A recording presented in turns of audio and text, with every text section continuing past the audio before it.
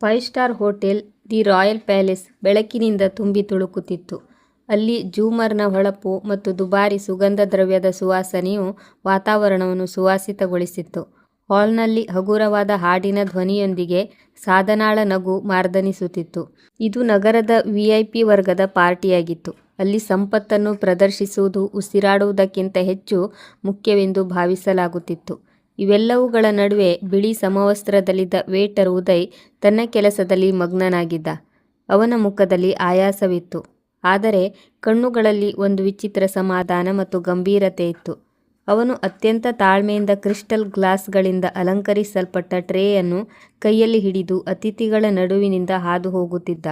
ಅವನಿಗೆ ಈ ಕೆಲಸ ಇತ್ತೀಚೆಗಷ್ಟೇ ಸಿಕ್ಕಿತ್ತು. ಅವನು ಯಾವುದೇ ತಪ್ಪಾಗದಂತೆ ತಾಳ್ಮೆಯಿಂದ ಕೆಲಸ ಮಾಡುತ್ತಿದ್ದ, ಏಕೆಂದರೆ ಅವನಿಗೆ ಹಣದ ಅಗತ್ಯ ತುಂಬ ಇತ್ತು.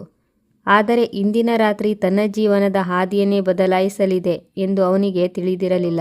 ಸಾಧನಾ ಕಪ್ಪು ಬಣ್ಣದ ಸೋಫಾ ಮೇಲೆ ಬಂದು ಕುಳಿತಿದ್ದಳು. ಸಾಧನಾ ಬಿಸ್ನೆಸ್ ಟೈಕೂನ್ ಮಿಸ್ಟರ್ ದೀಪಕ್ ಅವರ ಒಬ್ಬಳೇ ಮಗಳಾಗಿದ್ದಳು. ಅವಳಿಗೆ ಜಗತ್ತಿನ ಪ್ರತಿಯೊಂದು ವಸ್ತುವು ಒಂದು ಆಟಿಕೆಗೆ ಸಮಾನವಾಗಿತ್ತು.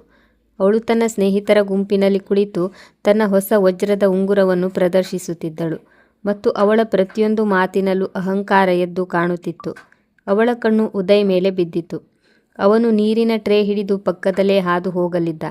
ಸಾಧನಾಳ ತುಟಿಗಳ ಮೇಲೆ ಒಂದು ತುಂಟತನದ ಕ್ರೂರ ನಗೆ ಮೂಡಿತು. ಅವಳು ತನ್ನ ಸ್ನೇಹಿತೆಯ ಕಡೆಗೆ ಬಾಗಿ ಹಗುರವಾದ ಧ್ವನಿಯಲ್ಲಿ, ಇಂದು ಈ ಪಾರ್ಟಿಯಲ್ಲಿ ಸ್ವಲ್ಪ ಮಜಾ ಮಾಡಿದರೆ ಹೇಗೆ ಎಂದು ಕೇಳಿದಳು. ಸಾಧನಾ ಬಹಳ ಚಾಲಾಕಿತನದಿಂದ ತನ್ನ ದುಬಾರಿ ಸ್ಯಾಂಡಲ್ ಧರಿಸಿದ ಕಾಲನ್ನು ಕಾರ್ಪೆಟ್ನಿಂದ ಸ್ವಲ್ಪ ಹೊರಚಾಚಿ ದಾರಿಗೆ ಅಡ್ಡಲಾಗಿ ಇಟ್ಟಳು. ಉದಯ್ನ ನೋಟ ಮುಂಭಾಗದಲ್ಲಿತ್ತು. ಅವನಿಗೆ ಕಾಲು ಕಾಣಿಸಲಿಲ್ಲ. ತಕ್ಷಣವೇ ಅವನ ಕಾಲು ಸಾಧನಾಳ ಹಿಮ್ಮಡಿಗೆ ತಗುಲಿ ಅವನ ಸಮತೋಲನ ಸಂಪೂರ್ಣವಾಗಿ ತಪ್ಪಿಹೋಯಿತು. ಒಂದು ಕ್ಷಣಕಾಲ ನಿಂತು ಹೋದಂತಾಯಿತು. ಉದಯ್ ತನ್ನನ್ನು ನಿಭಾಯಿಸಿಕೊಳ್ಳಲು ಯತ್ನಿಸಿದ, ಆದರೆ ಅವನಿಗೆ ನಿಭಾಯಿಸಲು ಸಾಧ್ಯವಾಗಲಿಲ್ಲ. ಗ್ಲಾಸ್ ಒಡೆಯುವ ಜೋರಾದ ಶಬ್ದವು ಹಾಡುಗಳ ಸೌಂಡನ್ನು ನುಂಗಿ ಹಾಕಿತು. ನೀರಿನ ಟ್ರೇ ನೇರವಾಗಿ ಮೇಜಿನ ಬಳಿ ಬಿದ್ದಿತು ಮತ್ತು ಕ್ರಿಸ್ಟಲ್ ಗ್ಲಾಸ್ಗಳು ಒಡೆದು ಬಿದ್ದವು. ಉದಯ್ ಮುಜುಗರದೊಂದಿಗೆ ಗಾಬರಿಗೊಂಡನು. ಅವನು ತಕ್ಷಣವೇ ತಲೆ ಎತ್ತಿ ಕ್ಷಮೆ ಕೇಳಲು ಯತ್ನಿಸಿದ. ಮೇಡಮ್, ನನ್ನನ್ನು ಕ್ಷಮಿಸಿ. ಆದರೆ ಅವನ ಮಾತು ಪೂರ್ಣಗೊಳ್ಳುವ ಮೊದಲೇ ಸಾಧನಾಳ ನಗು ಮೊಳಗಿತು. ಇದು ಸಂತೋಷದ ನಗುವಲ್ಲ, ತಮಾಷೆ ಮಾಡುವ ನಗುವಾಗಿತ್ತು. ನಿನಗೆ ಕಣ್ಣು ಕಾಣಿಸುವುದಿಲ್ಲವೇನು ಎಂದು ಸಾಧನಾ ತನ್ನ ಜಾಗದಿಂದ ಎದ್ದು ನಿಲ್ಲುತ್ತಾ ಹೇಳಿದಳು. ತನ್ನ ಉಡುಪನ್ನು ಕೊಡವಿಕೊಳ್ಳಲು ಪ್ರಾರಂಭಿಸಿದಳು. ಅಷ್ಟಕ್ಕೂ ಅಲ್ಲಿ ಒಂದೆರಡು ನೀರಿನ ಹನಿಗಳು ಮಾತ್ರ ಬಿದ್ದಿದ್ದವು. ಅವಳ ಧ್ವನಿಯಲ್ಲಿದ್ದ ಚುಚ್ಚುಮಾತು ಕೇಳುಗರ ಹೃದಯ ನಡುಗುವಂತಿತ್ತು. 2 ಕಾಸಿನ ಕೆಲಸಗಾರ, ನೋಡಿ ನಡೆಯಲಾಗುವುದಿಲ್ಲವೇ ನಿನಗೆ? ನಿನಗೆ ಸರಿಯಾಗಿ ನಡೆಯುವ ಸೌಜನ್ಯವಿಲ್ಲವೇ? ಹೋಟೆಲ್ನಲ್ಲಿ ಕೆಲಸ ಮಾಡುತ್ತಿದ್ದೀಯಾ? ಸ್ವಲ್ಪವೂ ಗಮನವಿಲ್ಲವೇ ನಿನಗೆ? ನಿನಗೆ ಸೌಜನ್ಯವಿಲ್ಲದಿದ್ದರೆ ಭಿಕ್ಷೆ ಬೇಡಬಾರದೆ? ಇಲ್ಲಿ ಏಕೆ ಕೆಲಸ ಮಾಡುತ್ತಿದ್ದೀಯಾ? ಉದಯ್ ಮುಖ ಬಿಳಿಚಿಕೊಂಡಿತು. ಅವನು ಏನನ್ನೂ ಮಾತನಾಡಲಿಲ್ಲ. ಮೌನವಾಗಿ ತಲೆ ತಗ್ಗಿಸಿದ ಮತ್ತು ಗಾಜಿನ ತುಂಡುಗಳನ್ನು ಹೆಕ್ಕತೊಡಗಿದ. ಗಾಜಿನ ಒಂದು ಚೂಪಾದ ಚೂರು ಅವನ ಬೆರಳಿಗೆ ಚುಚ್ಚಿ ರಕ್ತ ಕಾರ್ಪೆಟ್ ಮೇಲೆ ಬೀಳಲಾರಂಭಿಸಿತು. ಆದರೆ ಅವನು ಅದನ್ನು ಗಮನಿಸಲಿಲ್ಲ. ಸಾಧನಾಳ ಸ್ನೇಹಿತರು ನಗುತ್ತಿದ್ದರು ಮತ್ತು ಉಳಿದ ಜನರು ಮೌನವಾಗಿ ತಮಾಷೆ ನೋಡುತ್ತಿದ್ದರು. ಯಾರು ಮುಂದೆ ಬಂದು ಉದಯನನ್ನು ಎಬ್ಬಿಸಲು ಯತ್ನಿಸಲಿಲ್ಲ. ಎಲ್ಲರಿಗೂ ಅವನು ಕೇವಲ ಒಬ್ಬ ಕೆಲಸಗಾರನಾಗಿದ್ದ. ಅವನ ನೋವಿಗೆ ಯಾವುದೇ ಮೌಲ್ಯವಿರಲಿಲ್ಲ. ಏನು ತಮಾಷೆ ನಡೆಯುತ್ತಿದೆ ಇಲ್ಲಿ? ಹೋಟೆಲ್ ಎಂಟ್ರೆನ್ಸ್ ಬಾಗಿಲಿನಿಂದ ಹೋಟೆಲ್ ಮ್ಯಾನೇಜರ್ ಮಿಸ್ಟರ್ ರಿತೇಶ್ ಓಡುತ್ತಾ ಬಂದರು. ಅವರ ಹಣೆಯ ಮೇಲೆ ಬೆವರಿತ್ತು ಮತ್ತು ಮುಖದಲ್ಲಿ ಗಾಬರಿ ಎದ್ದು ಕಾಣುತ್ತಿತ್ತು. ಯಾರೋ ಒಬ್ಬ ಕೆಲಸಗಾರ ಗಾಯಗೊಂಡಿದ್ದಾನೆ ಎಂದಲ್ಲ, ಬದಲಿಗೆ ಮಿಸ್ಟರ್ ದೀಪಕ್ ಅವರ ಮಗಳು ಕೋಪಗೊಂಡಿದ್ದಾಳೆಂಬ ಕಾರಣಕ್ಕೆ. ಮಿಸ್ಟರ್ ರಿತೇಶ್ ನೇರವಾಗಿ ಸಾಧನಾ ಬಳಿ ಬಂದು ಬಾಗಿ ಕ್ಷಮೆ ಕೇಳತೊಡಗಿದರು. Madam, I am so sorry. ಇದು ನಮ್ಮ ತಪ್ಪು. ನಾನು ಈಗಲೇ ಸ್ವಚ್ಛಗೊಳಿಸುತ್ತೇನೆ. ನೀವು ದಯವಿಟ್ಟು ಕೋಪಗೊಳ್ಳಬೇಡಿ. ಸಾಧನಾ ದ್ವೇಷದಿಂದ ಉದಯ್ನತ್ತ ನೋಡಿದಳು. ಅವನು ಇನ್ನೂ ನೆಲದ ಮೇಲೆ ಕುಳಿತು ರಕ್ತಸಿಕ್ತ ಕೈಗಳಿಂದ ಗಾಜನ್ನು ಹೆಕ್ಕುತ್ತಿದ್ದ. ರಿತೇಶ್ ಸಾಹೇಬ್ರೆ, ನಿಮ್ಮ ಹೋಟೆಲ್ ಇಷ್ಟೊಂದು ಕೆಳಮಟ್ಟಕ್ಕಿಳಿದಿದೆಯೇ? ಇಂತಹ ಮೂಢ ಜನರನ್ನು ಇಟ್ಟುಕೊಂಡಿದ್ದೀರಲ್ಲ. ಅವರು ಅತಿಥಿಗಳ ಮೇಲೆ ನೀರು ಚೆಲ್ಲುತ್ತಾರೆ. ನನ್ನ ಮೂಡ್ ಹಾಳು ಮಾಡಿಬಿಟ್ಟ ಇವನು. ಮಿಸ್ಟರ್ ರಿತೇಶ್ ತಕ್ಷಣವೇ ತಮ್ಮ ಧೋರಣೆಯನ್ನು ಬದಲಾಯಿಸಿದರು. ಅವರು ಕೋಪದಿಂದ ಉದಯ್ನತ್ತ ತಿರುಗಿ ಕಿರುಚಿದರು. ನೀನು ಇನ್ನೂ ಇಲ್ಲೇ ಇದ್ದೀಯಾ? ಏಳು ಇಲ್ಲಿಂದ. ಉದಯ್ ಎದ್ದು ನಿಲ್ಲಲು ಯತ್ನಿಸಿದ. ಅವನ ಕೈ ತೀವ್ರವಾಗಿ ಗಾಯಗೊಂಡಿತ್ತು. ರಕ್ತ ತೊಟ್ಟಿಕ್ಕುತ್ತಿತ್ತು. ಆದರೆ ಅವನ ಕಣ್ಣುಗಳಲ್ಲಿ ಕಣ್ಣೀರಿರಲಿಲ್ಲ. ಕೇವಲ ಒಂದು ಗಂಭೀರ ಮೌನವಿತ್ತು. ಸರ್, ಅದು ನನ್ನ ಕಾಲು. ಉದಯ್ ಸಮಜಾಯಿಸಿ ನೀಡಲು ಯತ್ನಿಸಿದ. ಆದರೆ ರಿತೇಶ್ ಸಾಹೇಬರು ಅವನನ್ನು ಕೈ ಸನ್ನೆಯಿಂದಲೇ ಸುಮ್ಮನಾಗಿಸಿದರು. ಬಾಯಿ ಮುಚ್ಚು, ನನಗೆ ನಿನ್ನ ಕಾರಣ ಬೇಕಿಲ್ಲ. ನೀನು ನಮ್ಮ VIP ಗೆಸ್ಟ್ಗೆ ಅವಮಾನ ಮಾಡಿದ್ದೀಯಾ? ಇವರು ಯಾರೆಂದು ನಿನಗೆ ಕಲ್ಪನೆಯಾದರೂ ಇದೆಯೇ? ಇವರು ಮಿಸ್ಟರ್ ದೀಪಕ್ ಸಾಹೇಬರ ಮಗಳು. ಇವರ ಚಪ್ಪಲಿಯ ಬೆಲೆ ನಿನ್ನ ಇಡೀ ಜೀವನದ ಗಳಿಕೆಗಿಂತಲೂ ಹೆಚ್ಚಾಗಿದೆ. ನಿನ್ನ ಸಾಮಗ್ರಿಗಳನ್ನು ತೆಗೆದುಕೊಂಡು ಈಗಲೇ ಇಲ್ಲಿಂದ ಹೊರಡು. ನಿನ್ನನ್ನು ಕೆಲಸದಿಂದ ತೆಗೆದುಹಾಕಲಾಗಿದೆ. ಉದಯ್ ಒಂದು ಕ್ಷಣ ಸಾಧನಾಳತ್ತ ನೋಡಿದ. ಅವಳ ಮುಖದಲ್ಲಿ ಗೆಲುವಿನ ಅಹಂಕಾರ ಆವರಿಸಿತ್ತು. ಅವಳಿಗೆ ತನ್ನ ಒಂದು ಸಣ್ಣ ತಮಾಷೆ ಯಾರೋ ಒಬ್ಬರ ಕೆಲಸವನ್ನು ಕಸಿದುಕೊಂಡಿದೆ ಎಂಬುದರ ಬಗ್ಗೆ ಕಾಳಜಿ ಕೂಡ ಇರಲಿಲ್ಲ. ಉದಯ್ ತಲೆ ಆಡಿಸಿ ಸರಿ ಸರ್ ಎಂದ. ಅವನು ಯಾವುದೇ ರೀತಿ ವಾದ ಮಾಡಲಿಲ್ಲ, ಗೋಗರೆಯಲೂ ಇಲ್ಲ, ಕೆಲಸಕ್ಕಾಗಿ ಭಿಕ್ಷೆಯನ್ನು ಬೇಡಲಿಲ್ಲ. ಅವನ ಈ ಪ್ರತಿಕ್ರಿಯೆ ಅಲ್ಲಿದ್ದ ಜನರನ್ನು ತಬ್ಬಿಬ್ಬುಗೊಳಿಸಿತು. ಅವನು ಮೌನವಾಗಿ ತಿರುಗಿ ಸ್ಟಾಪ್ ರೂಮ್ ಕಡೆಗೆ ನಡೆದ. ಅವನ ಹಿಂದೆ ಸಾಧನಾಳ ಧ್ವನಿ ಮತ್ತೆ ಮೊಳಗಿತ್ತು. ಸಾಕಪ್ಪ, ಪೀಡೆ ತೊಲಗಿತು, ಬನ್ನಿ ಎಲ್ಲರೂ ಪಾರ್ಟಿ ಕಂಟಿನ್ಯೂ ಮಾಡೋಣ. ಹಾಡುಗಳು ಮತ್ತೆ ಪ್ಲೇ ಆಗತೊಡಗಿದವು. ಅಲ್ಲೇನೂ ನಡೆದೇ ಇಲ್ಲವೇನೋ ಎಂಬಂತೆ ಜನರು ಮತ್ತೆ ತಮ್ಮ ಮಾತುಕತೆಯಲ್ಲಿ ಮಗ್ನರಾದರು. ಉದಯ್ ಸ್ಟಾಫ್ ರೂಮ್ಗೆ ಹೋಗಿ ತನ್ನ ಸಮವಸ್ತ್ರವನ್ನು ಕಳಚಿಟ್ಟ. ಅವನ ಕೈ ಈಗ ತುಂಬ ನೋಯುತ್ತಿತ್ತು. ಅವನು ಕರವಸ್ತ್ರದಿಂದ ಕೈಯನ್ನು ಕಟ್ಟಿಕೊಂಡ ಮತ್ತು ತನ್ನ ಹಳೆಯ ಸವೆದು ಹೋದ ಬಟ್ಟೆಗಳನ್ನು ಧರಿಸಿದ. ಆ ಬಟ್ಟೆಗಳು ಚಳಿಯನ್ನು ಕೂಡ ತಡೆಯುತ್ತಿರಲಿಲ್ಲ. ಅವನು ತನ್ನ ಹೆಸರಿನ ಬ್ಯಾಡ್ಜನ್ನು ಮೇಜಿನ ಮೇಲಿಟ್ಟ ಮತ್ತು ಆ ಸಮವಸ್ತ್ರದ ಮೇಲೆ ಒಂದು ಕೊನೆಯ ನೋಟ ಬೀರಿದ. ಅವನ ಕಣ್ಣುಗಳಲ್ಲಿ ಒಂದು ವಿಚಿತ್ರ ಹೊಳಪಿತ್ತು. ಬಹುಶಃ ಕೋಪದ್ದೋ ಅಥವಾ ಬೇರೆ ಯಾವುದೋ ಭಾವನೆಯದ್ದೋ. ಅದು ಸದ್ಯಕ್ಕೆ ಅರ್ಥಕ್ಕೆ ನಿಲುಕುತ್ತಿರಲಿಲ್ಲ. ಅವನು ಹಿಂದಿನ ಬಾಗಿಲಿನಿಂದ ಹೋಟೆಲ್ನಿಂದ ಹೊರಬಂದ. ಹೊರಗೆ ಡಿಸೆಂಬರ್ ತಿಂಗಳ ಕಡು ಚಳಿಯಿತ್ತು. ದಟ್ಟ ಮಂಜು ಇಡೀ ನಗರವನ್ನು ತನ್ನ ತೆಕ್ಕೆಗೆ ತೆಗೆದುಕೊಂಡಿತ್ತು. ಹೋಟೆಲ್ ಒಳಗಿನ ಬೆಚ್ಚಗಿನ ವಾತಾವರಣ ಮತ್ತು ಬೆಳಕಿನ ಛಾಯೆಯು ಹೊರಗಿನ ಪ್ರಪಂಚದಿಂದ ಭಿನ್ನವಾಗಿತ್ತು. ಉದಯ್ ಕಾಲುದಾರಿಯ ಅಂಚಿನಲ್ಲಿ ಹೋಗಿ ಕುಳಿತ. ತಣ್ಣನೆಯ ಗಾಳಿ ಅವನ ಮೂಳೆಗಳವರೆಗೆ ಇಳಿಯುತ್ತಿತ್ತು. ಅವನು ತನ್ನ ತೋಳುಗಳನ್ನು ಎದೆಗೆ ಬಿಗಿದಪ್ಪಿಕೊಂಡ. ಅವನ ಮುಂದೆ ಅದೇ ಭವ್ಯವಾದ ಹೋಟೆಲ್ ನಿಂತಿತು. ಅದರ ಕಿಟಕಿಗಳಿಂದ ಹೊನ್ನಿನ ಬೆಳಕು ಹೊರಬರುತ್ತಿತ್ತು. ಒಳಗೆ ಜನರು ಬಿಸಿ ಅಡುಗೆ ಮತ್ತು ದುಬಾರಿ ಮದ್ಯದ ಮಜಾ ಅನುಭವಿಸುತ್ತಿದ್ದರು. ಮತ್ತು ಹೊರಗೆ ಅವನು ತನ್ನ ಏಕೈಕ ಆಸರೆಯಾಗಿದ್ದ ಈ ಕೆಲಸವನ್ನು ಕಳೆದುಕೊಂಡಿದ್ದ. ರಸ್ತೆಯಲ್ಲಿ ವಾಹನಗಳು ವೇಗವಾಗಿ ಚಲಿಸುತ್ತಿದ್ದವು. ಕಾಲುದಾರಿಯಲ್ಲಿ ಕುಳಿತಿದ್ದ ಈ ಹುಡುಗನ ಕಾಳಜಿ ಯಾರಿಗೂ ಇರಲಿಲ್ಲ. ಸಾಧನಾಳಿಗೆ ಇರುವ ಹಿನ್ನೆಲೆಯಲ್ಲಿ ಅವಳು ಎಂದಿಗೂ ಈ ನೋವನ್ನು ಅರ್ಥ ಮಾಡಿಕೊಳ್ಳಲು ಸಾಧ್ಯವಿರಲಿಲ್ಲ. ಮಿಸ್ಟರ್ ದೀಪಕ್ ಸಂಪತ್ತಿನ ರಾಶಿಯನ್ನೇ ಹಾಕಿದ್ದರು, ಆದರೆ ತಮ್ಮ ಮಗಳಿಗೆ ಮಾನವೀಯತೆಯನ್ನು ಕಲಿಸಲು ಸಾಧ್ಯವಾಗಿರಲಿಲ್ಲ. ಸಾಧನಾಗೆ ಜನರು ಮನುಷ್ಯರಾಗಿರಲಿಲ್ಲ, ಬದಲಿಗೆ ಅವಳ ಅನುಕೂಲತೆಯ ಉಪಕರಣಗಳಾಗಿದ್ದರು. ಅವಳಿಗೆ ಬಾಲ್ಯದಿಂದಲೂ ಇದನ್ನೇ ಕಲಿಸಲಾಗಿತ್ತು. ಜಗತ್ತಿನಲ್ಲಿ ಕೇವಲ ಎರಡೇ ರೀತಿಯ ಜನರಿದ್ದಾರೆ, ಬೇಟೆಗಾರ ಮತ್ತು ಬೇಟೆ, ಮತ್ತು ಅವರ ಕುಟುಂಬ ಯಾವಾಗಲೂ ಬೇಟೆಗಾರನಾಗಿಯೇ ಇರುತ್ತದೆ. ಒಳಗೆ ಹಾಲ್ನಲ್ಲಿ ಸಾಧನ ತನ್ನ ತಂದೆ ಹೆಸರು ಮತ್ತು ಹಣದ ಅಮಲಿನಲ್ಲಿ ತೇಲುತ್ತಿದ್ದಳು. ಅವಳು ತನ್ನ ಸ್ನೇಹಿತೆಯರಿಗೆ, ನೀವು ನೋಡಿದ್ರಾ ಅವನು ಹೇಗೆ ಮೌನವಾಗಿ ಹೊರಟು ಹೋದ? ಈ ಜನರ ಯೋಗ್ಯತೆಯೇ ಇಷ್ಟು. ಸ್ವಲ್ಪ ಕಣ್ಣು ಕೆಂಪು ಮಾಡಿದರೆ ಸಾಕು, ಹೆದರಿದ ಬೆಕ್ಕಿನಂತಾಗುತ್ತಾರೆ. ಡ್ಯಾಡಿ ಹೇಳುತ್ತಾರೆ, ಜಗತ್ತನ್ನು ಆಳಬೇಕೆಂದರೆ ಕರುಣೆ ತೋರಿಸುವುದನ್ನು ಬಿಟ್ಟು ಬಿಡಬೇಕು ಎಂದು ಹೇಳುತ್ತಿದ್ದಳು. ಅವಳ ಸ್ನೇಹಿತೆಯರು ಅವಳ ಮಾತಿಗೆ ತಾಳ ಹಾಕುತ್ತಿದ್ದರು. ಇನ್ನೊಂದೆಡೆ ಉದಯ್ ಕಾಲುದಾರಿಯಲ್ಲಿ ಕುಳಿತು ತನ್ನ ಗಾಯಗೊಂಡ ಕೈಯನ್ನು ನೋಡುತ್ತಿದ್ದ. ರಕ್ತ ಬರುವುದು ನಿಂತಿತ್ತು, ಆದರೆ ನೋವು ತೀವ್ರವಾಗಿತ್ತು. ಒಂದು ಕ್ಷಣ ಅವನಿಗೆ ತಾನು ಕುಸಿದು ಬೀಳುತ್ತೇನೆ ಎನಿಸಿತು. ಚಳಿ, ಹಸಿವು ಮತ್ತು ಅವಮಾನದ ಭಾವನೆ ಮನುಷ್ಯನನ್ನು ಸಾಕಷ್ಟು ಕುಸಿಯುವಂತೆ ಮಾಡುತ್ತದೆ. ಎಲ್ಲೋ ದೂರದಲ್ಲಿ ನಾಯಿಯೊಂದು ಬೊಗಳುತ್ತಿತ್ತು ಮತ್ತು ರಸ್ತೆ ಬದಿಯ ಒಣ ಎಲೆಗಳು ಗಾಳಿಯಲ್ಲಿ ಹಾರುತ್ತಿದ್ದವು. ಯಾವುದೇ ಸಾಮಾನ್ಯ ಮನುಷ್ಯನಾಗಿದ್ದರೆ ಈ ಸಮಯದಲ್ಲಿ ತನ್ನ ಹಣೆಬರಹವನ್ನು ಶಪಿಸುತ್ತಾ ಅಳುತ್ತಿದ್ದ ಅಥವಾ ಸಾಧನಾಗೆ ಶಾಪ ನೀಡುತ್ತಿದ್ದ. ಆದರೆ ಉದಯ್ ಸಂಪೂರ್ಣವಾಗಿ ಮೌನವಾಗಿದ್ದ.